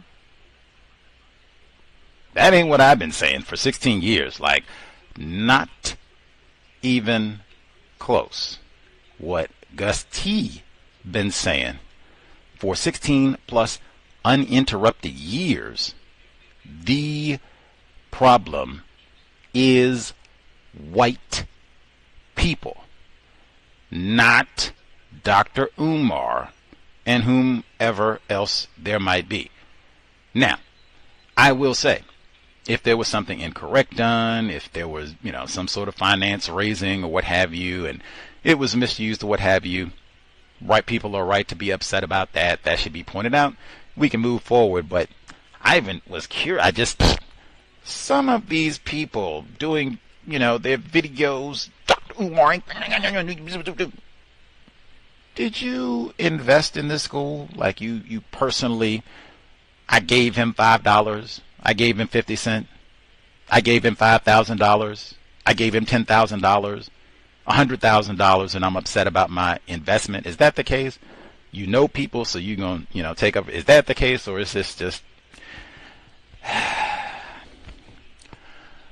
my thought process? And just like I said, because I saw so much commentary about this, and this is someone who's been a guest on the Cows several times, like more than 5.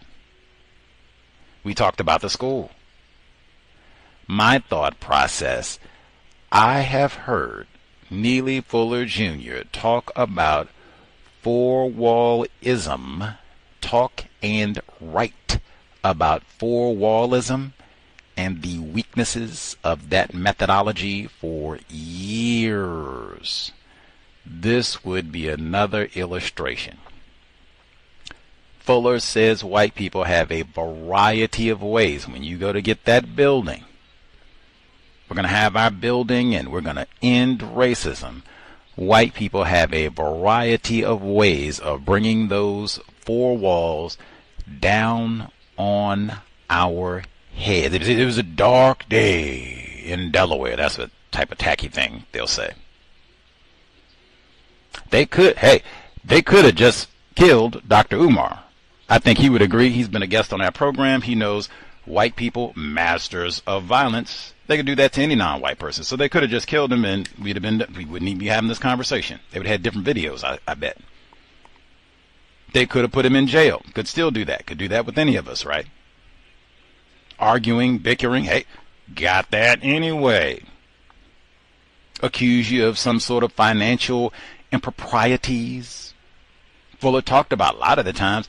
A lot of the expenses just go into maintaining the building. You got to pay the taxes and keep the lights on and all the rest of it, and flood insurance if you're in Milwaukee, or you didn't have flood insurance in Milwaukee.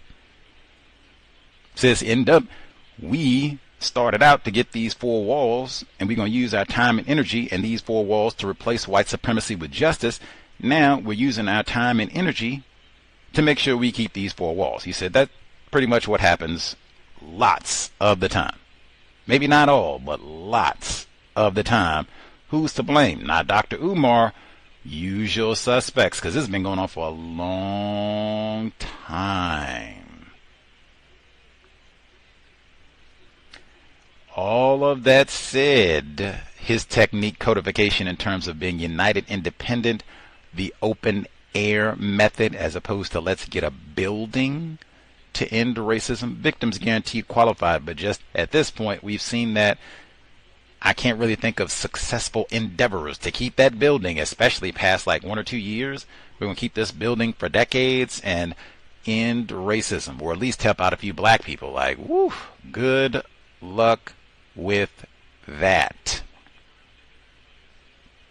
I will say, in terms of the accusations of financial impropriety, I almost felt compelled to say something, because I said, man, I just got accused of the same thing that many people are accusing Dr. Umar of. Didn't I just have to come on here and say, oh man, I'm so bummed and sad, really, disgusted, to have to come and say, man, Miss Sheena Scarborough, Sade C. Robinson's mother, publicly accused me of trying to get over, financially or otherwise, on the memory of her deceased daughter. I said, that's not true. That doesn't make me feel any better. Certainly didn't make Miss Scarborough less upset about things. Certainly didn't change her accusation against Gus T, but she just charged me with doing the same thing. Really even worse, in my opinion. I mean, not just trying to get over on some non-white people victims of racism to put up a school, but getting over on a murdered and dismembered child. Gus didn't even have no scheme to put a school down, so I mean, that's even worse if I was doing that. All I can say is my opinion, and by the volume of the content that I saw with black people, it made me want to like pause. All of the people that I saw that cranked out their videos for Dr. Umar this week, and I'll take this all back. If the people who put these videos out, I contributed 50 cents to Dr. Umar and I'm mad. I'll take it back. My fault. You got a right to be upset about your 50 cents or $500,000 that you invested. You got a right to be upset, get all your questions answered. For sure. I don't think everybody who made a video or had commentary, I don't think they all invested no money, had a child ready to enroll in the Frederick Douglass Marcus Garvey Academy. I don't even know that many black people that live in Delaware, so I mean. But my thought was, all these people that made this video about this no count Dr. Umar and you ran off with all the money and this is what I say about you, nigga. Did y'all make videos about Sade C. Robinson? Just asking a question. Because I had to think in my brain, be like, okay, Dr. Umar did this in school, blah, blah, blah. And, I mean, maybe he didn't even do anything incorrect. Could have been race soldiers, usual suspects. That could be. I don't know. Did y'all make a video about Sade C. Robinson? Because I didn't see no horde of black people making videos about Sade C. Robinson. Hey, I was in Milwaukee. I didn't see no horde of black people in the courtroom either. Let me take a different one, because Milwaukee is lame. Did you see hordes of black people making videos about the impact of the LA wildfires on black people in California? Because we love LA. Pac, K. Dot, Nipsey, Kobe. We love LA. So all them niggers who lost their house, Octavia's bookshelf. Did you see black people talking about that? Black people live in California. I'm going to tell you, black people, I said it the whole year. Now we had a whole calendar year. Some of these people that I saw making videos about Dr. Umar live in California. Did you say anything about the impact of those wildfires on the black people in LA, your backyard? Get to that after we get to Dr. Umar. We got to get to boy, that coon Dr. Umar.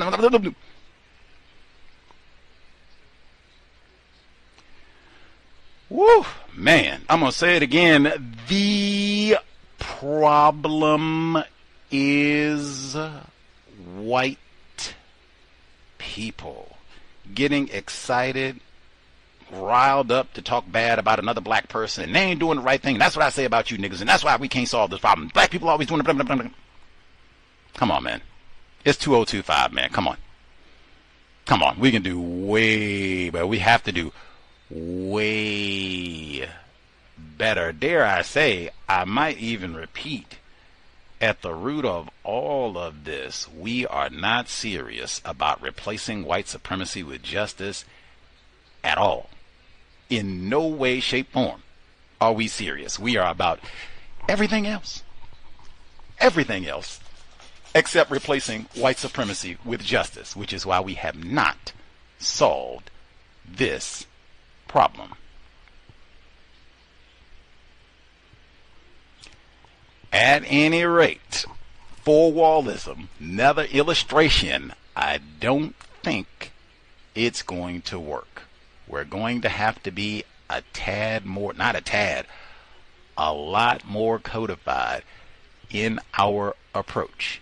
And just things where it's groups of dark people. Whew. Any hoodles, let's see. Did I say anything? Anything on to go there? Okay, yes. Now, Washington, D.C., spirit of Dr. Welsing, spirit of Mr. Fuller, with this here broadcast. They brought the federal troops into D.C., say, Negroes are running amok, marrying Barry, cousins, and grandsons, acting crazy, running wild in D.C., and we're not going to have it. Now, this was one moment where I said, ooh, we've been on the air, Context of White Supremacy, for 16 plus years. What have you been doing with your time on the air? When we weren't fooling around with Dr. Umar, we talked about cannabis legalization. One of those conversations was specifically about cannabis legalization in Washington, D.C. We talked about this with Dr. Welsing. She said, I do not support this. We talked about this with some of Washington, D.C. council members who did not support this. And one of the big reasons that they gave was they said, hey, I don't know where you live. And frankly, I don't care. In Washington, D.C., this is federal territory, as we've seen this week. Where you live, federal troops, maybe you never see them. In Washington, D.C., where Dr. Welsing, Mr. Fuller used to reside, federal troops are here all the time. That discrepancy between locally we can say, hey, wacky tobacco is cool, puff puff pass, man, puff puff pass, no crime, fine. Federally, they didn't say that.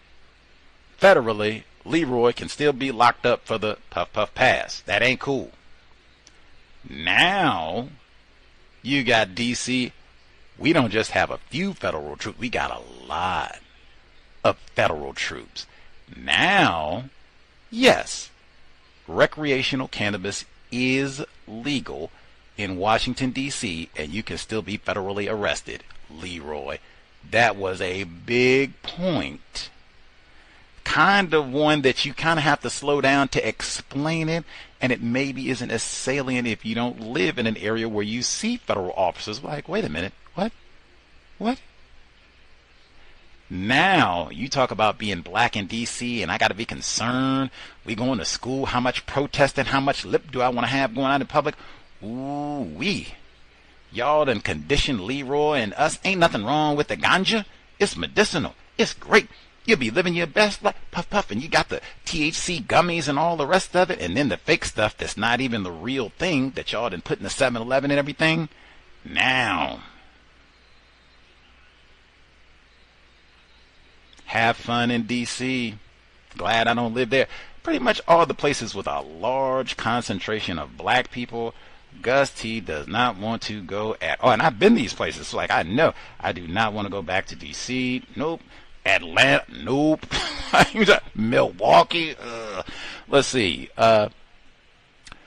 We started off after that with the report on Guam and the U.S. military occupation of Guam and these non-white people with all those military installations that they have there. One thing that I know, just white people, even the book that I'm reading right now for tomorrow, prostitution, and I am sure you have got all kinds of white people who have gone and taken advantage of the local non-white people, even dare I say Mary Kay Letourneau style. We're going to rape some local dark children. I don't remember them saying nothing about that in the report for Guam, but I bet you there's been a lot of that over the decades. Anyway, when they, in the report, and they talked about the school, college in California where they had practiced racism and doing all these non-white, I guess, dances and activities, and they don't really know anything about these places and much less talk about the racism of all this. When it was brought up, they said, oh no, that's not what we're doing. Now get on out of here, because that ain't even what we're doing. And that didn't change anything. We're not going to make any edits or further consider your critique. Like, nah, we're good. And we're definitely not racist. Now get on out of here. And then, I guess some time later, maybe somebody else raised the same criticism. They finally said, well, forget it then. Fine, we're done. And they put some one-word tacky, we're done. And they came back and said, well, see, they were ignorant about what they were doing. Wrong. They're not ignorant. They are dedicated to practicing racism. These are college-educated students. You didn't say these folks were 10 in elementary school. They took the SAT or ACT, maybe both of them. Or maybe they did the varsity blues, but whatever. They got in. They're not dumb. Their brain computer works. You inform them, this is wrong because of X, Y, and Z. And they say, we don't really care. We're going to keep doing it. That's not ignorance. That is dedication to white supremacy racism. And I don't know why non-white people, victims of racism, we are resistant to accepting that fact, evidence-based fact for true. Quite sad. Major hindrance. The report, Black Water and the Mercenaries to Haiti. That's 2 weeks in a row. We got to send the mercenaries to where the dark. They didn't say they were sending mercenaries to Ukraine. They didn't even say they were sending the mercenaries to Guam. North Korea. We're sending mercenaries to Haiti. They don't know how to behave in the island. They killed the president, the gangs, and don't even get me started on all the, the voodoo and we're sending the mercenaries to Haiti and the continent.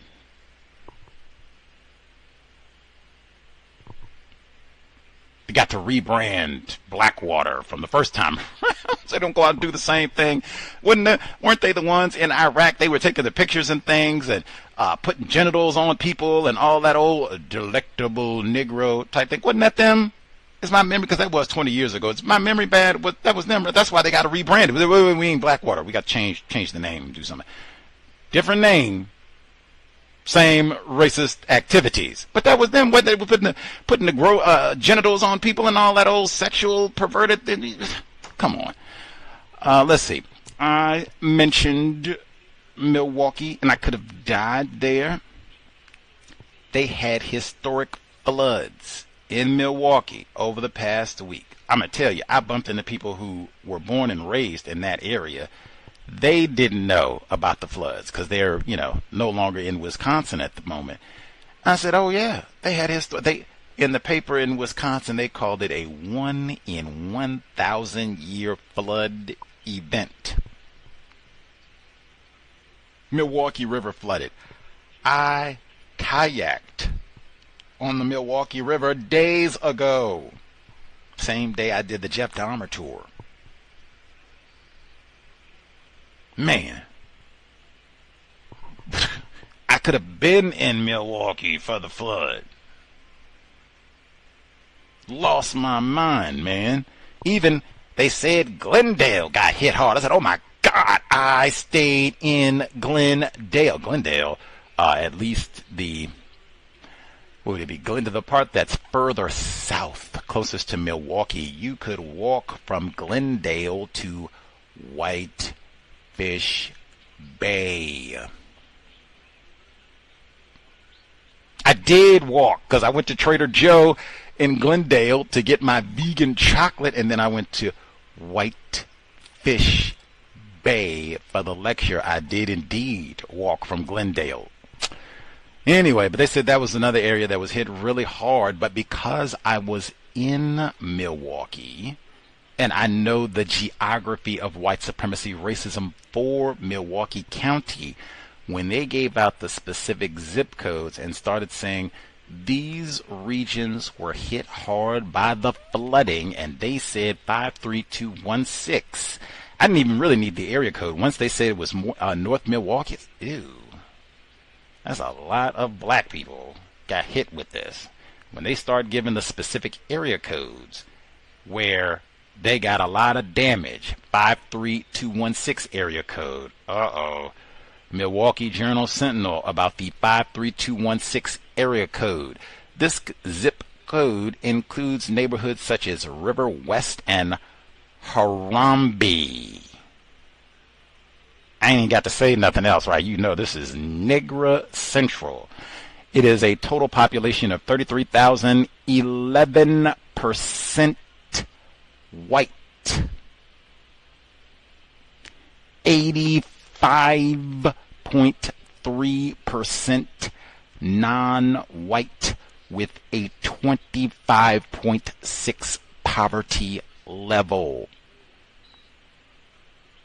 They even have children who write in who live in the specific area code. Anisha, 16 years old, she wrote in, a day in my neighborhood. I live on Burleigh Street in Milwaukee, where some people call it the hood or the zoo.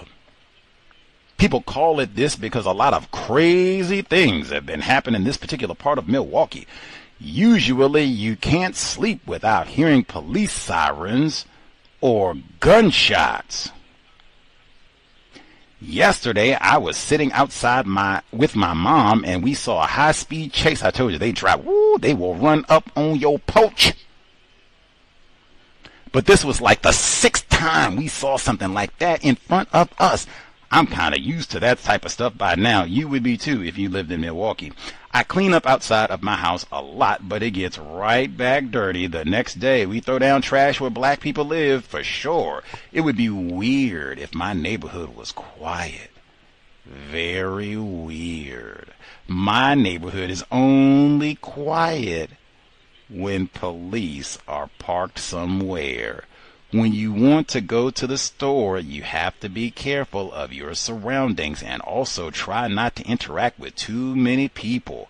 Try to walk with someone you know really well, or even a family member. People would try to talk to you and get you involved with the wrong things, such as selling yourself, stealing cars, robbing stores, or even worse, killing people. And people may ask how I know this. Well, I know this because I have family members who lost their life over this, and I've been asked if I wanted to steal a car. I obviously said no because I know what's right and wrong. My mom always taught me and would even watch the news and see what people have done, and she would show and tell me how it isn't right. Stealing is not cute. You don't want to be a part of the wrong crowd of people because others may think it was you, when in reality, you're innocent. She has one more paragraph, but I mean, wow. I hope she is developing her skills as a writer. Maybe she can write a book about racism and her experience in Milwaukee. Young Anisha, who is 16 at the time that she penned all this. But this is from the 53216 area code. That was one of the 3 hardest hit regions by the Milwaukee floods. 85.3% non-white. Most of those are black people. Milwaukee, black people, largest racial grouping by far. But that was not the only zip code. So 53209, also one of the top 3 hardest hit area codes in Milwaukee. Journal Sentinel again.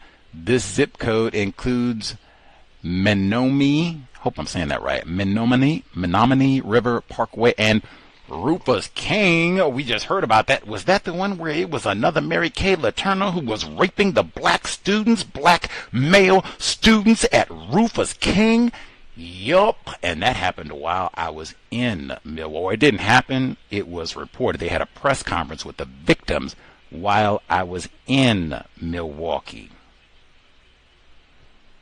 It is a total population, this is 53209, of 45,000, 23% white, 74.5% non-white, 27.7 poverty rate. You want one paragraph because they did the same thing? This is Shakina,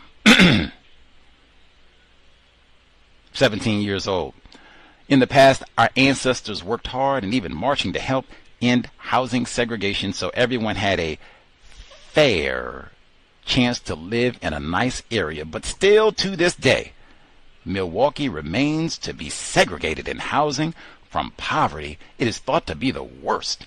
I'm a young African-American female, and I live in a predominantly African-American residential area that was hard hit by floods.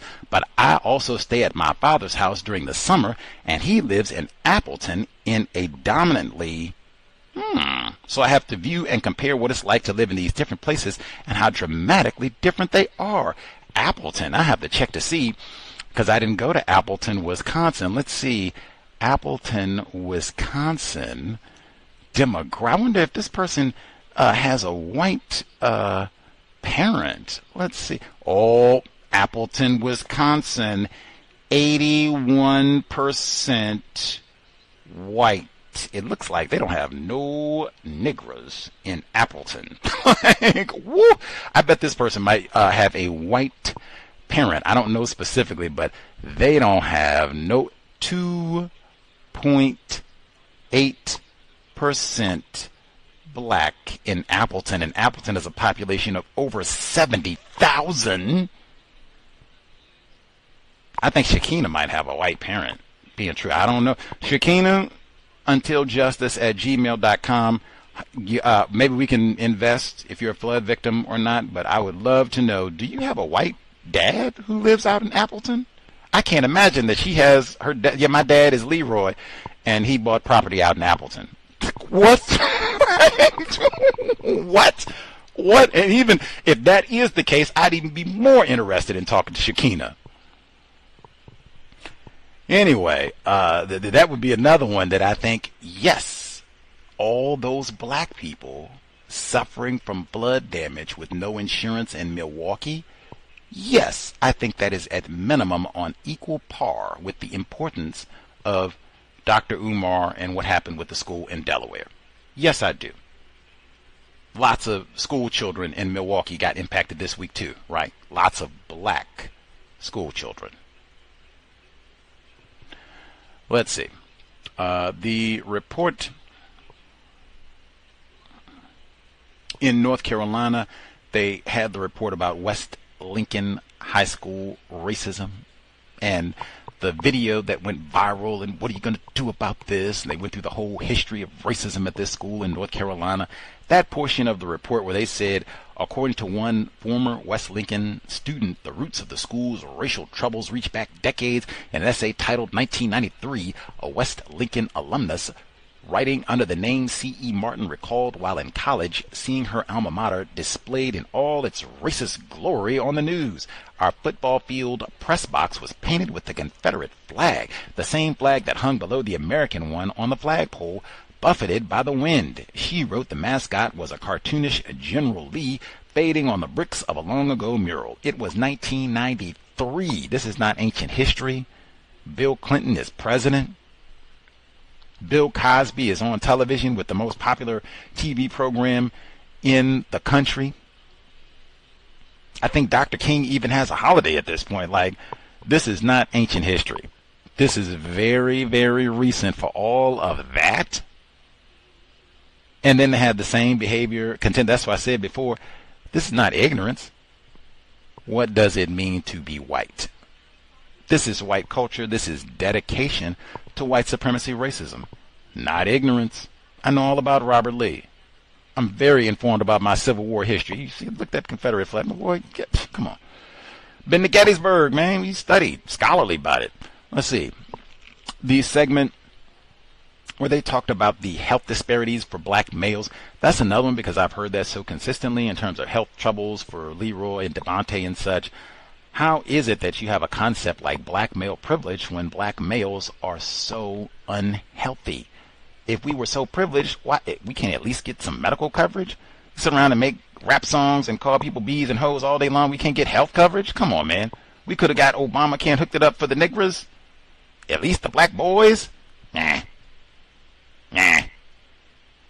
We got all our tendencies for gout and high blood pressure and everything you heard in the segment. We at least can't. Nah. What's the point of having privilege if you can't at least get some medical hookups? Let's see. But the folks in the New York area, that was the Mount Sinai Hospital. They said they were going to do the free health screening for the privileged black males. They can come in and have people be, I guess, courteous and talk to them, said in a way that they can understand and participate in being healthy and having some agency about their health care. Whoopee. If you're in the New York area, I guess, I think we might have missed that date, but maybe you can get information if they're going to do such a screening again. And maybe even if you're in other areas, maybe you could make a recommendation, see if they could do something like that in your area. I think it was great the way it was phrased in the report, like you want to be around, especially if you have children, offspring, like, hey, I want to be here. My child may want to ask me questions about racism at some point. Ask me questions about parenting in a system of racism at some point. Ask me about how I experienced racism at some point, or any other myriad of questions that are very important in a system of white supremacy for an attempted parent. I need to be here. Let me do as much as I can, take care of myself. I think diet came up in there quite a bit. If you're going to be an attempted parent, system of white supremacy, you're classified as black. There needs to be lots of time and energy invested in your diet, what you eat, what you drink, before you get to the bedroom. Judith Finlayson, she was a guest on our program 2021. She wrote the book, You Are What Your Grandparents Ate. She talked about that in detail, as have other books and programs that we've done. But what you eat, very, very important. Drink more water. Talked about all those processed foods and ultra-processed foods and sugar and salt and high sodium fast food, all of that. Thinking about that. I'm supposed to be here for a long time, so I can't be eating all that craziness because my offspring need me to be here. I can't be eating all that craziness. Plate said that for years, all the way back to the first counter-racist cows yoga retreat. Your plate is the counter-racism because you eat a lot throughout the day. Those are acts of counter-racism every time you put something in your mouth. Beverage, food, whatever. Let's see. I'll get in quick. Let's see. The Cincinnati brawl, that got a lot of attention a few weeks back, I believe. But they had the video. We heard said the white person was calling the black people a nigger and kicked one of their work vehicles, and they engaged in counter violence. All this got recorded, and the only people prosecuted, of course, classified as black. Again, Fuller talked about this in detail, where he said, hey, you're out in public, and this, I think it started, the individuals were at a bar. That's where they were parked at, having fun, and terrible environment. System of white supremacy, terrible. And that's the sort of environment like, okay, we expect something like this to happen here. If somebody says something untoward, you feel unsafe, uncomfortable, we already have our code. We are leaving immediately. There's no stop, and we're going to think about it, or we're going to give it another 5 minutes. Our outing is over. We're leaving immediately. We have a code that we get separated, but we are out of here. Got to be what it is, because you got to expect something like that. You've heard so many reports, somebody's out, especially at nighttime, like, oh man, you could be dead, and because you don't know, some white person coming up and doing all that, I'll take on all of you niggers and all this, kick your car. You have no idea. Do they have a mob around the corner with them? Do they have a firearm? Do they have a bomb? Is this Timothy McVeigh? Ted Kaczynski? You have no idea. Let's get out of here. Much less, he doesn't have a bomb. He doesn't have a gun. It's a regular race soldier. You go pop him. Y'all jump him. And now, all of y'all are going to jail. Maybe for many years. Seen this before many, many times. Fuller talked about that in detail. You can engage in counter violence if you so choose. But, man, that's a situation down in Frisco, Texas, with the young 17-year-old Carmelo Anthony. If you've been talking about that, where he stabbed and killed that white student, so that, back up off me, all that, allegedly, what he said, Another one. Okay. That's day 1, exactly what Fuller said. What's day 2 going to look like? Day 30 going to look like? When more powerful white people come in, make a decision about what's going to happen here. Same thing with the Trevor Lee case. We talked about that one last week in North Florida, where it was a 14-year-old and he killed his parents. The caller at the courthouse, he and I both, we looked at that case and said, man, I think his dad, Trevor Lee, I think his dad be classified as white. His mom be classified as a black female, so-called interracial tragic arrangement. Did that have anything to do with this case? He's going to be tried as an adult. They say he might be looking at 30, 40 years in a Florida penitentiary. Like, whoa, pause for the Dozier Squad. And they even said, like, I don't know if that's the best place for a 14-year-old, but he did kill his parents. So, I mean, got to hold him accountable. At 14? Woo, got Columbine, my goodness. Like, okay, that right there, case I'll be paying attention to get more details, exactly what happened. Are we really going to try this 14-year-old as an adult? Hit him with a 40-year sentence, life sentence? Wow. Okay, I didn't have no illusion or thought that Trevor Lee was classified as white, but if I did, woo, I would be disabused of that now.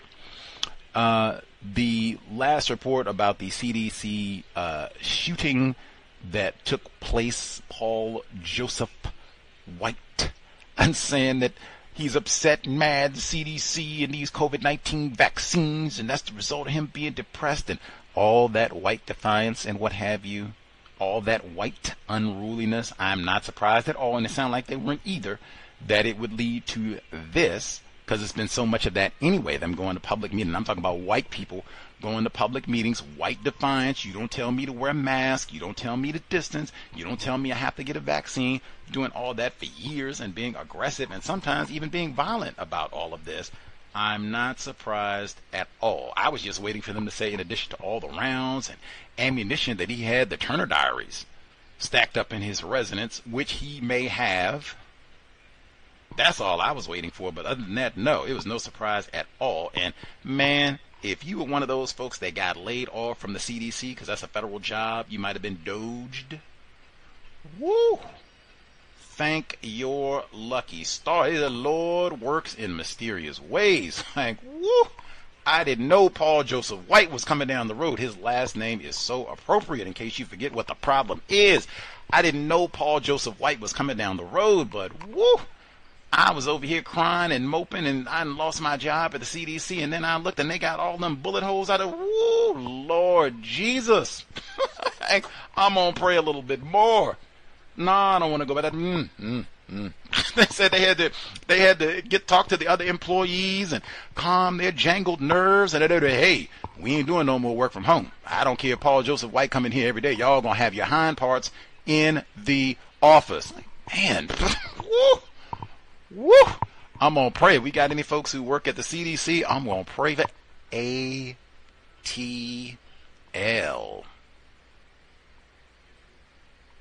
I will pray for you. I sure do wish I had taken that CDC tour while I lived there. If they have, I don't know if they have a tour. See if you can take a tour of the CDC. If I get to go back to Atlanta, I'm gonna do the tour of the CDC.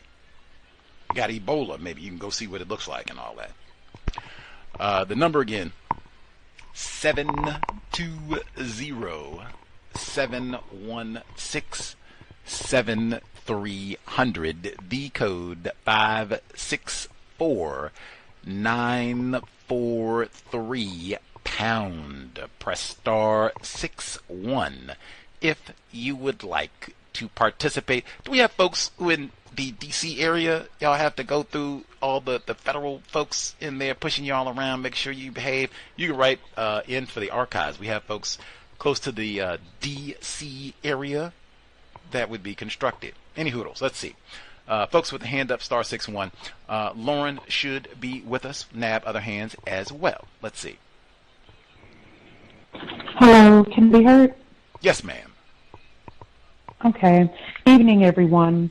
I was thinking about some of the segments that you played, Gus. The beginning one about D.C., Trump taking over the police department there. When that little, well, he's a student at Howard University, so probably pretty young.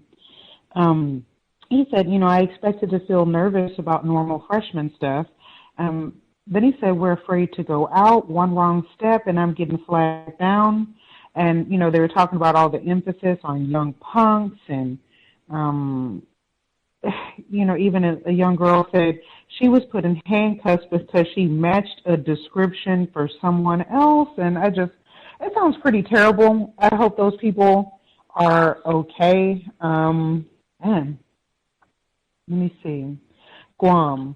That whole segment was interesting. The little girl, Leilani, I thought it was really constructive, that she said she started studying, and she was talking about archival studies in general being very white. And I thought, yeah, that's probably true. And when they were talking to her grandfather, the question was asked, well, he said they confiscated my grandparents' land. And then the question was asked, well, now that you're 73, what do you think of what was done by the Americans? And he said they took advantage of us. And, I think that's true. That's the typical interaction when white people interact with non-white people. And the question was asked, do you feel angry? He said, maybe, sometimes, maybe more disgusted, because being angry does nothing. I don't know. Now, I'm not sure if being angry does anything, but I think non-white people should be allowed to be angry and be allowed to say that they're angry. I think we know, on a conscious, subconscious level that white people don't want us to be angry about the practice of racism. Let me see. They were talking about Haiti and Blackwater, or whatever they're calling it now. Vectis Global said they'll assume a long-term role in advising Haiti's government on how to restore revenue collection capabilities once the violence subsides.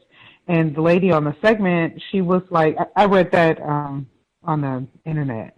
But the lady on the segment, she says, once private armies become the go-to fix for unstable countries, they're hard to roll back. So I guess they're saying it's going to be hard to, get the white people out of there once they let them in? I'm not really sure. That was definitely paraphrasing.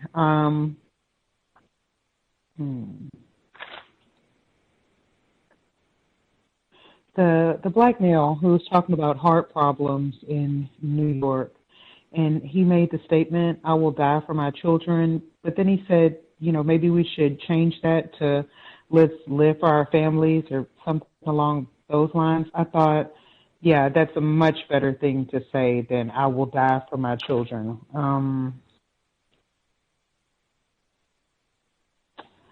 The people, where it said the suspect was accused of knocking out a woman cold.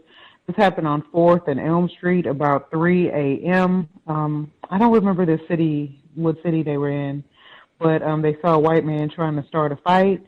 The black people are like, "We won't fight you," so he kicks a car, and then the white man slaps him, right? And the person asking the question, he said, "Well, it seems like at any time, one of the people could have walked away." And now, I don't know, but I thought it was a black person. And he said, "Before or after the slap?"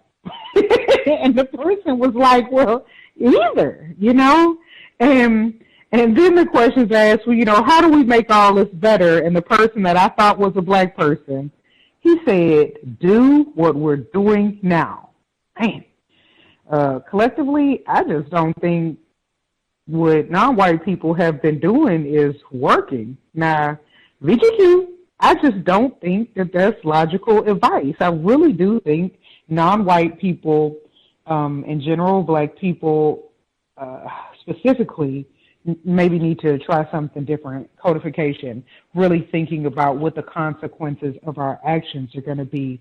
And, just thinking about the consequences doesn't make you, I don't know, a chump or whatever. I think that would be better advice. Think about the consequences, not just keep doing the same thing. There's a white man. His name is Mullins. I think you say it McLeod, McLeod, in South Carolina.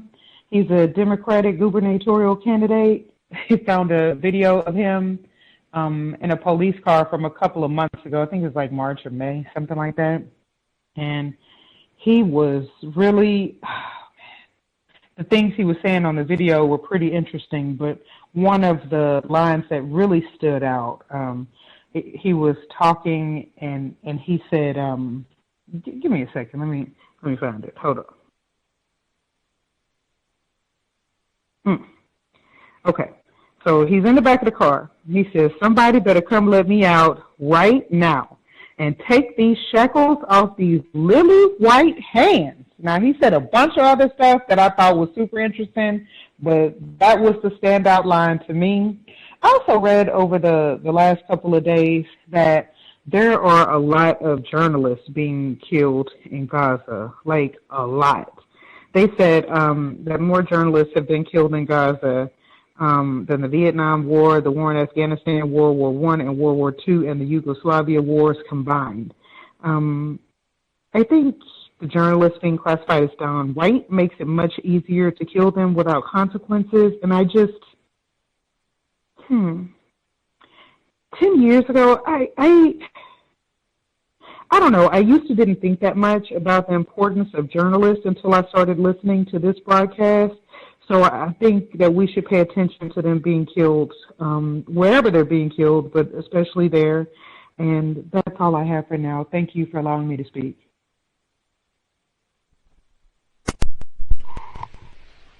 Much obliged, young punk. Lauren, much obliged. This program, The C.O.W.S, we certainly value journalists, particularly black journalists. Absolutely will come up in the broadcast tomorrow. Mumia Abu Jamal, jailhouse journalist, victim of white supremacy, death row journalist formerly.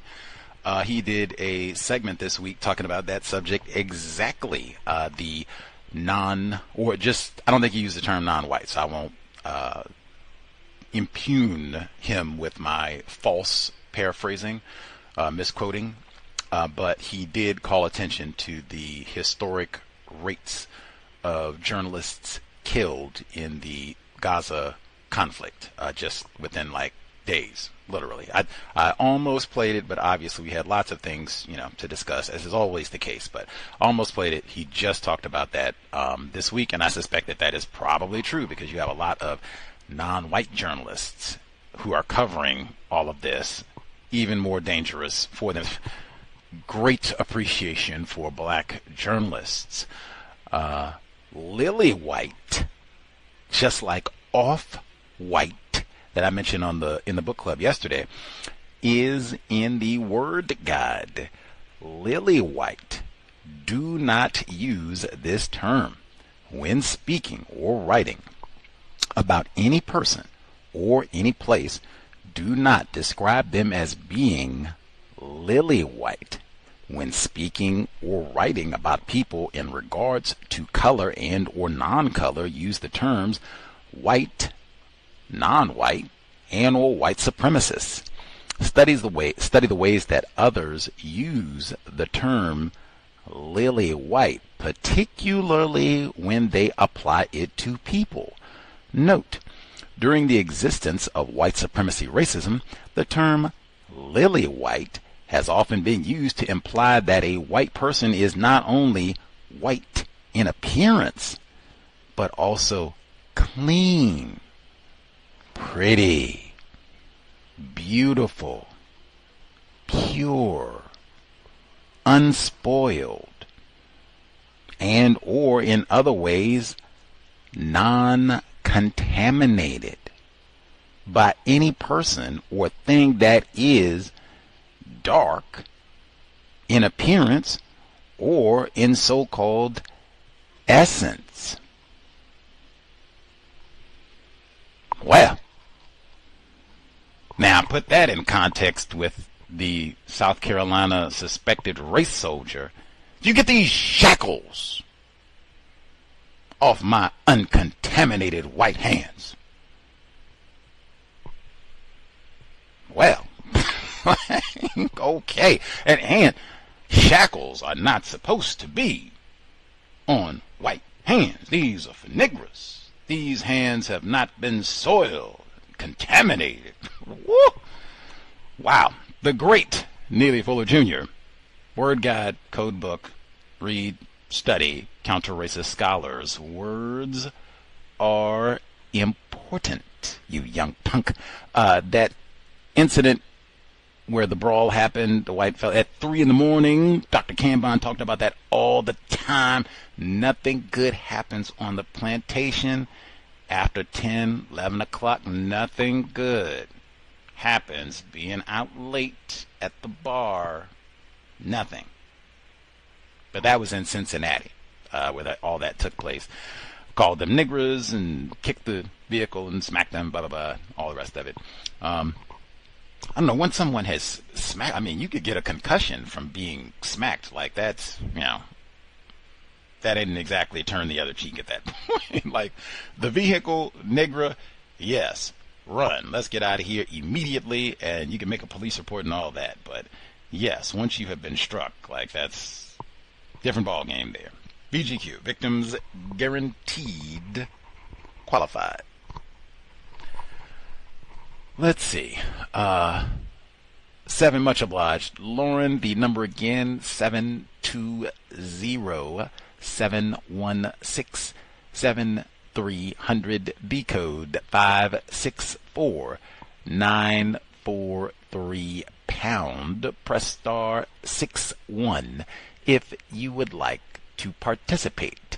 Irie in Louisiana should be with us as well. Jackson 5 still unsullied. Oh, have to get in, especially since I talked about the flooding in Milwaukee. Now, we are creeping upon August 29, 20 years to Hurricane Katrina. That is an event. You talk about counter-racist study. You're in dereliction of duty if you have not studied all the dynamics of white supremacy, racism, and you can see all areas of people activity. And you can see it over now 2 decades. Whole city, New Orleans. Now, Katrina and the storm and all that impacted substantially more than the state of Louisiana, and certainly more than New Orleans. But I mean, that's just one local area of study. I'm very proud of the work that we've done. It really from day one here at the Cows, lots of white guests, non-white guests on Hurricane Katrina. But I mean, wow, you want a live time illustration of white supremacy, racism, and the worthlessness of black life. Right, and Black Miss Andrea A.C. Thompson, that's one of the first reports we did. 11 bodies found that they said ain't no question. These are murders. Bullet hole. All 11 were privileged black males. Try to be some looting Negro male and think you're going to run for your life. No, sir, Leroy. Irie, if you have commentary, should be with us as well. Cancer Alley. Salutations. Okay. I'm trying to remember everything I was going to say. I may have mentioned this before, but I don't know. But you just made me think of my cousin that passed away trying to get out of his house after it had flooded, and he cut his hand on the ironworks door that was in front of the front door, trying to get out, and he suffered from an infection for years and died from it, and that was during Katrina. He tried to get out. Now that you mentioned it, mother is having a mental health event since August began because she hasn't really been eating. I've been making smoothies for her, but she hasn't really been eating. She's also being hyper prayerful and stuff. And I'm starting to put it together that it could be because of the 20th anniversary, and also her birthday isn't too far behind, and it's probably really bothering her. She always had some issues with mental wellness, trying to sustain it. She has an appointment with somebody that's very constructive soon. Hopefully that helps. But yeah, that would explain why she's kind of amping up on some of the stuff I'm trying to stop her from doing.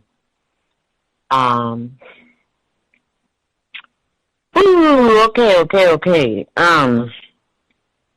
I was going to say something about that. I'm sorry, that threw me, Hurricane Katrina.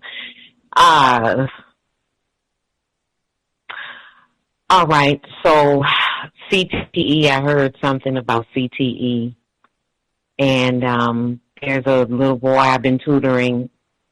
His mother had him tested for ADHD. I have come to surmise that these diagnoses are sometimes the body and the brain's way of demonstrating what has and hasn't happened in a child's life as far as how they've been allowed to learn, the time they get to dwell on certain topics, lessons, and physical tasks during school. He's also been he's been motivated by his parents to focus more on kinesthetics, meaning athletics. So it's hard for him to keep still a little bit. He will listen, and he is very respectful, but he has that diagnosis, and I've been saying, with certain redirections and just new techniques, and also I advocated to his mom to take him out of football, and she finally, once she got that diagnosis, she agreed to take him out of football.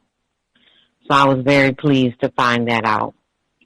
And I've also been trying to redirect the both of them with healthy, unprocessed snacks as well, because she's diabetic, and she canceled a session we had one day, and she was like, I forgot I have an appointment, and so we won't be available this evening. I have to go get shots in my eyes. I said, huh? You gotta get shots in your eyes? And I was like, wow. Like, my father was diabetic, my grandmother. I don't remember none of them having to get shots in their eyes. Now, I will say, my dad lost his teeth.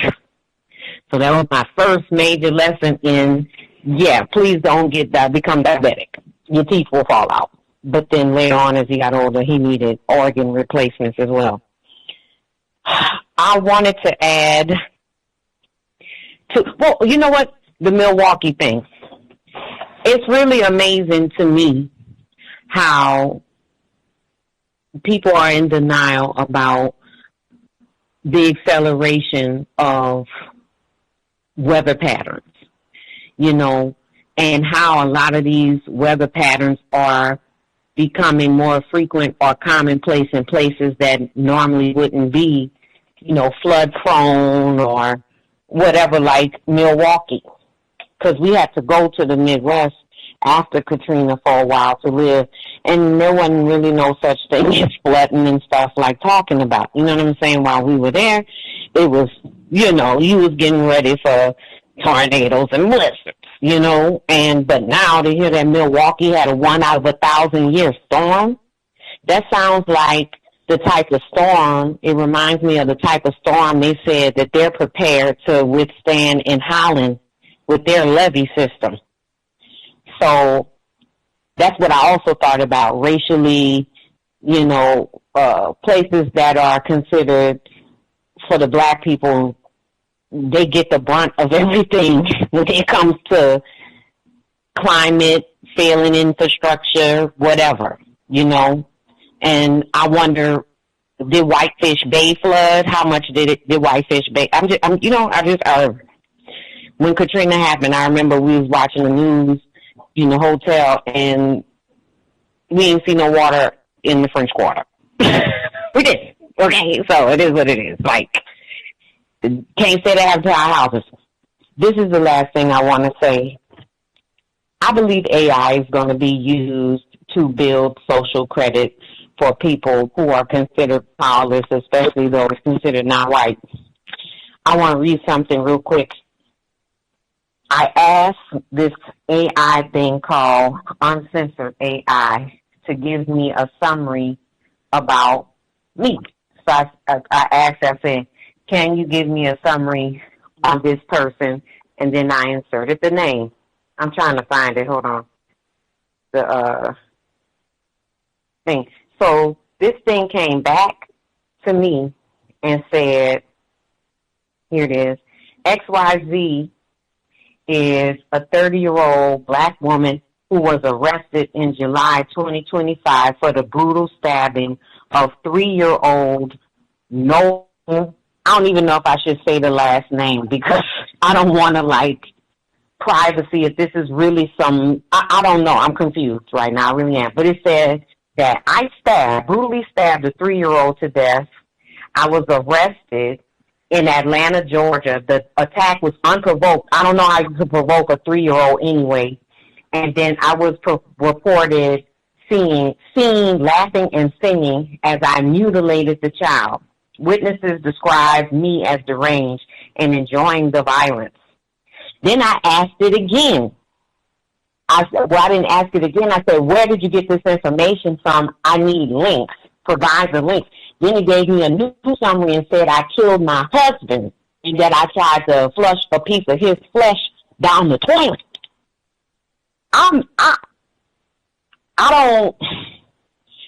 Dumbfounded ain't the word.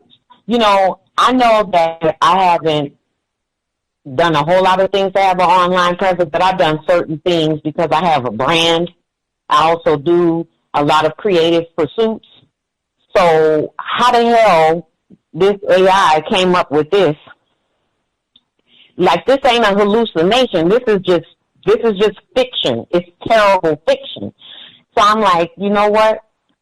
I really do suspect the algorithms of amalgamation are going to create personas, profiles, data that isn't real, never existed on non-white people when they go toward this social credit stuff, because it's obvious with all the reports with crypto and just social credit and oh, you won't need money anymore and you live in a 15-minute city and flock cameras. I'm going to mute my line. I'm not trying to get, discombobulated with my words. Like I said, I got thrown because Katrina's still messing with me. Yeah, that song lives in my mind.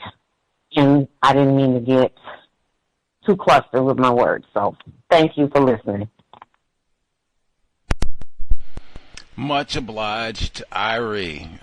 I'm sure that it's probably true for lots of folks that Katrina is still having a massively non-constructive impact on their mental health, and particularly this time of year. Like they have a whole documentary called, I think it's called Katrina Babies. Might be, I'll double check the title to be certain, but I think that's pretty close to it. But they talked about just that. It's focused on like mostly black children. It might be exclusively black children who were, children, 5, 6, 10, something like that, during the time of the storm. And so now they are so-called adults, like in their mid-20s, late 20s type of a thing. And exactly what you just said, they still, some of them saw people die. Some of them thought they were going to die at 5 or 6, which, yeah, logical, could have happened. Lots of people did die. Could have been them too, especially if they couldn't swim, which is, lots of black people.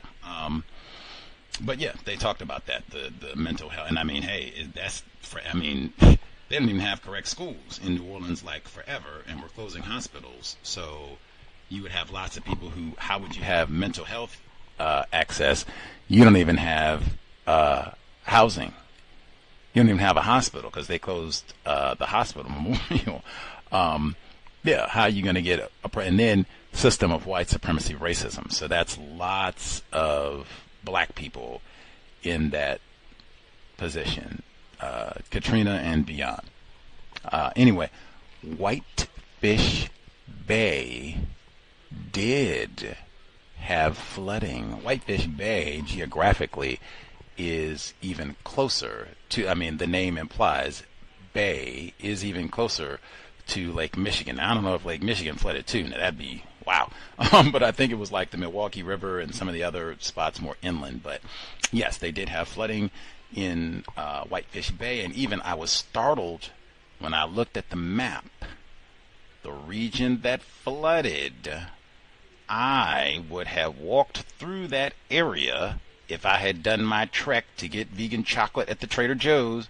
And I'm going to go to the lecture to hear about Jeff Dahmer and how they keep niggers out of Whitefish Bay. I would have walked right by the area where they had the closure and presumably walked by the flooding or what have you.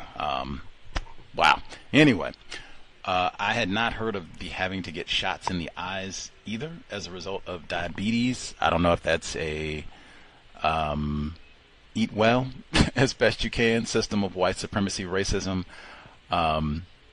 I guess we'll pray for mommy. Hopefully she can eat well. I was thinking the same thing with the smoothies. Like I try to tell that to anybody if they're struggling eating, because we talked about this specifically with Dr. Ruby Lathan, black female certified nutritionist, not just out here talking crazy talk. But she said, hey, if you, for whatever reason, if it's stress, if it's health, if it's work, whatever, combination of factors, but you are struggling to eat, you're just not making time to sit down and eat food, or you're not having an appetite or whatever, the times when you do eat, it has got to be nutrient dense. It cannot be, I'm going to have one meal a day, and that one time that I eat, where are my Funyuns? That one time that I eat, you got them barbecue pork rinds? The one time that I eat, gummy bears. The one time, get the smoothie. Smoothie that I was going to have a smoothie today, but I didn't. But the smoothie that I had yesterday while we were doing the book club, Mary Kay, I love it, especially during the summertime, because they have lots of fresh strawberries. My strawberry, banana, peanut butter smoothie, add one date to it, nutrition, a little bit of natural sweetness. I don't put any sugar or anything in my smoothies.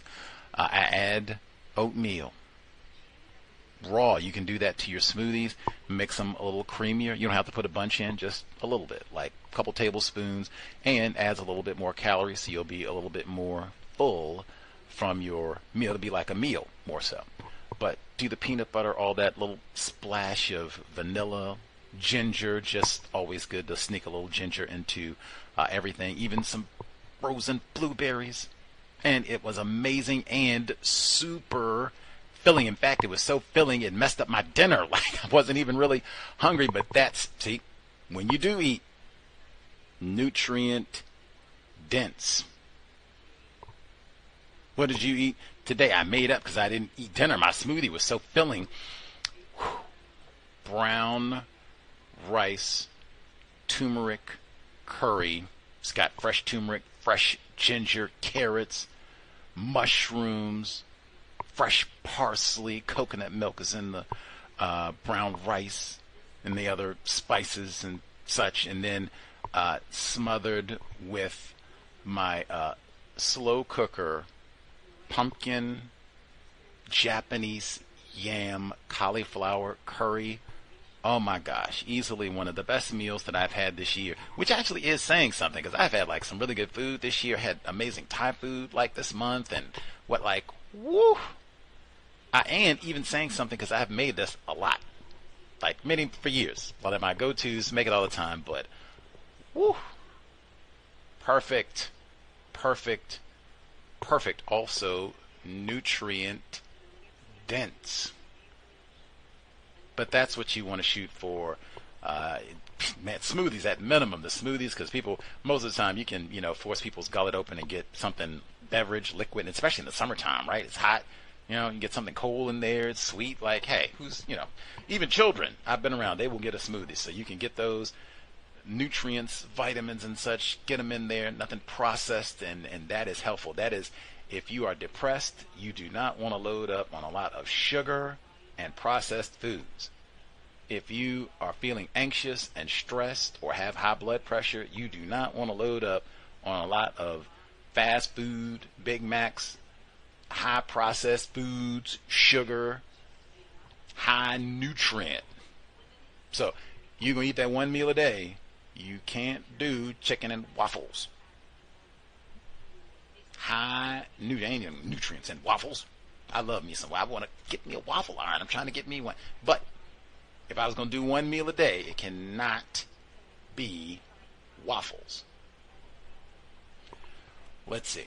At least not the conventional way. Now, if you're going to switch it up and do, something without all that sugar and all that nonsense in it, maybe we can talk about that. But yes, if it's just going to be the traditional, come on. Let's see. Star 61, other folks, they have commentary to share before we wrap things up on our Saturday wind down of summer 2025. Again, we'll be here tomorrow, same time, 8 p.m. Eastern, 5 p.m. Pacific. We will do a little bit of Texas history, Harris County, Texas history specifically. Dare I say, even a teaspoon of Black Miss Andrew, which I guess on the one hand is kind of duh, but on the other hand, I was not expecting it, even though I guess I should have been. I mean, just it's a bunch of black dudes on the cover of the book, so I mean, right there. But man, yeah, looking forward tomorrow reading. Particularly, always enjoy brand new books, meaning a book that was just published this year, and this book was just published this summer, so very, very hot off the press. Piping. Tomorrow, 8 p.m. Eastern, 5 p.m. Pacific. If you have connections to Texas, Waco, Houston, Harris County, you should for sure tune in live and or archive, and you should probably get this book. It is pretty constructive. Well, any book that's got lots of footnotes, you can go back and do your own research, get more information, read more, learn more.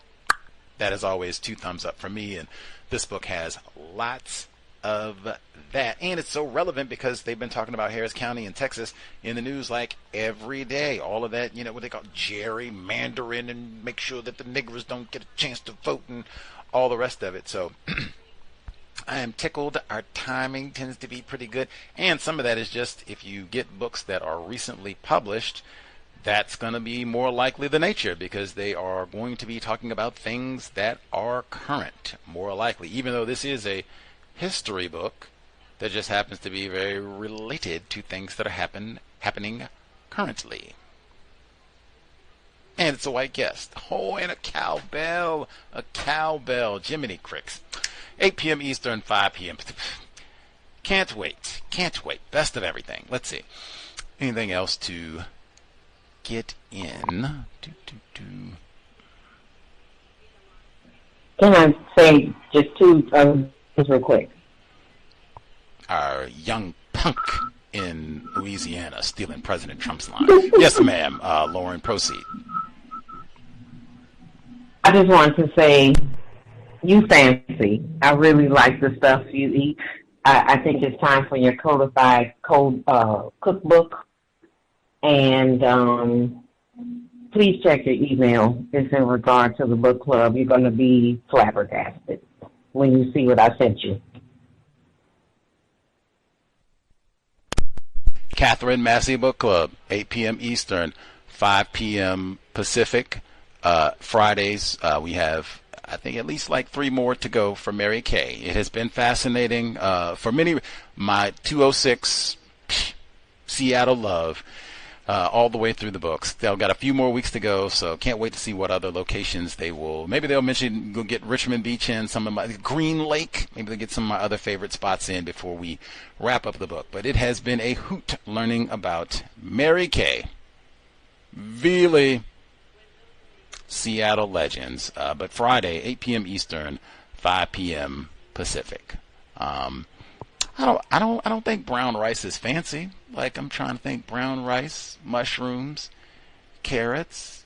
Now, the turmeric, that might be the only thing. Now, I can say, based on Pete's Fruits in Milwaukee, where they send the niggers to shop, close to Harambe, where one of the flood regions, I think, I don't remember them having fresh turmeric.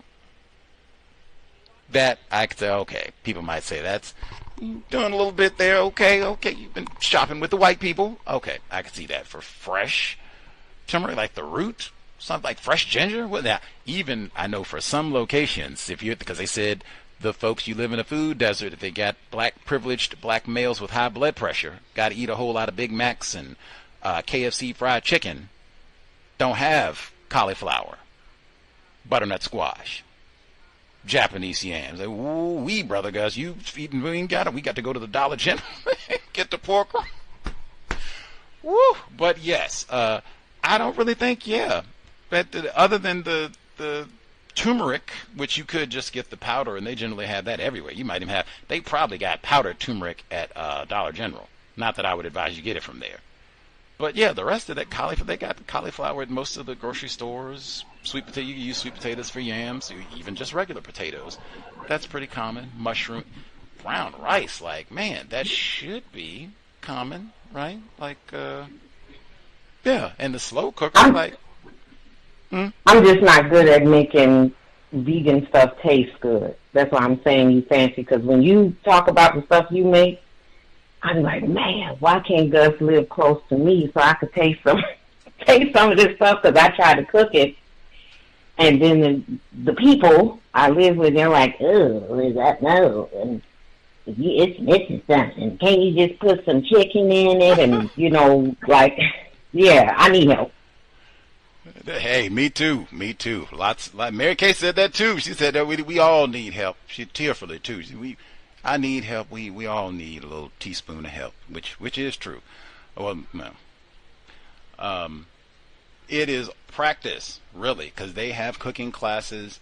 And I know they got cooking classes in Louisiana. Like, oh man, all the gumbo and everything else. But they have cookbooks and YouTube channels galore and all of that, and just practice. That's the big thing. Like I said, the meal that I just made and bragged about, like, I've made that like many times. So you get lots of opportunities to try it out. I will say, though, in terms of the response to the other people, when you cook whatever, which could be amazing victuals, if you eat a lot of Funyuns, Kentucky Fried Chicken, potato chips, Doritos, Twizzlers, Lunchables, ultra-processed foods, and it got 2 times, Judith Van Layson, the book, You Are What Your Grandparents Ate. And particularly, she talks about it's a generational impact. So your grandparents and parents, I said you need to clean up your diet before you even get to the bedroom. That has an impact. She talked about that too. When it's been generations of bad food and potato chips and all of that, that impacts even, she talks about what you think tastes good. When you say, I'm hungry, what pops, what images of food pop in your brain computer?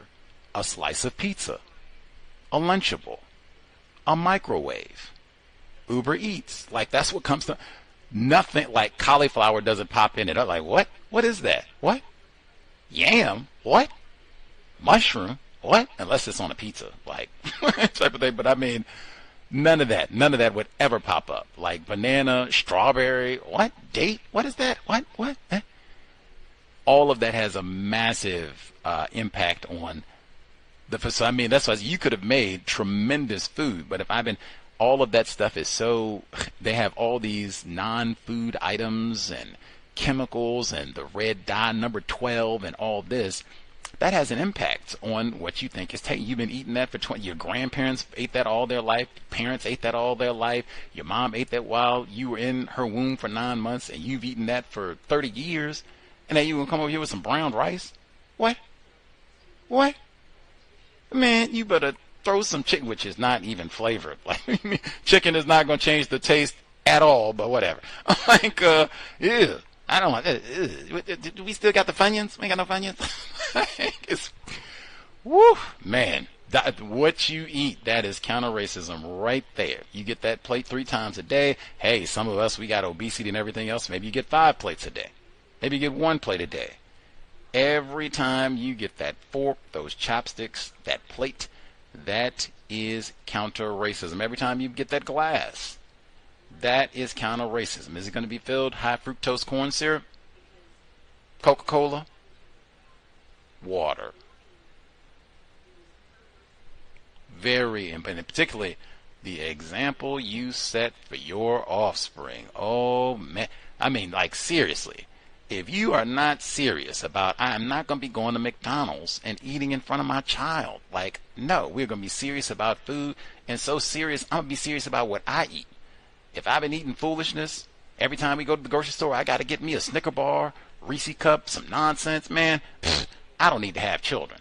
Have me contributing to the next generation of black people in poor health, diabetes. They talked about that with Hurricane Katrina. You had black people that were in such poor health, they could not walk to save their lives. Diabetes, high blood pressure. That's what the system of white supremacy intends. Food is, that's why the food deserts and all that, that's not no accident. That is very, very deliberate, intentional for the Negro. You are what your grandparents ate. Judith Van Layson.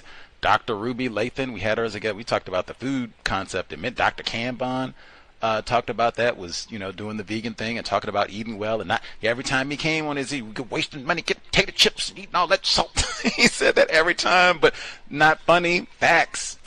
All eating potato chips all the time. That's exactly why Irie go through all that trouble. Put that, she might have put the vegan gumbo down and been amazing. I'd have ate the whole pot of it, but you've been eating Slurpees, hot dogs, Pringles chips for 15, 20 years. Yeah, it's kind of gross, man. It is. Anyway, keep up the effort. Keep up the effort. It might be great. If you like it, I say keep it up. Don't worry about it. But yes, that is, eat better, at least model. ain't no Funyuns over here in Irie's kitchen. We are eating whole, natural foods to live. I'm not trying to die for my child. I'm trying to eat so that I can be here for another 30, 40 years when you finally catch up like, oh man, pork rinds, that ain't where it's at.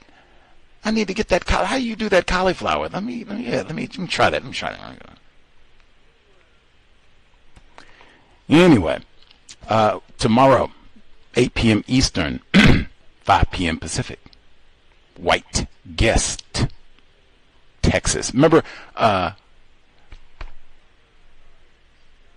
half has never been told. Edward Baptist, GTT. Book is so important in Gus's top 10. So glad that was an accidental read too. But GTT, gone to Texas. That was a no count. Racists.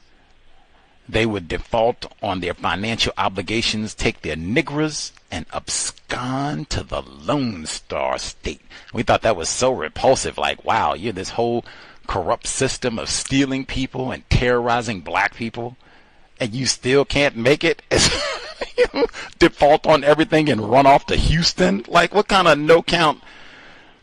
Anyway, GTT. Sobriety would be best. That ain't no help for diabetes or high blood pressure either. Creator, we ask that you remind us, stop saying not all white people are racist. Stop name calling people classified as black. Even Dr. Umar. Stop producing throwaway offspring to be raped by Mary Kay or some white woman at Rufus King in Milwaukee. No throwing down trash where black people live and work. Put that on Dr. Welsing, added to the 10 stops. Replace white supremacy with justice immediately.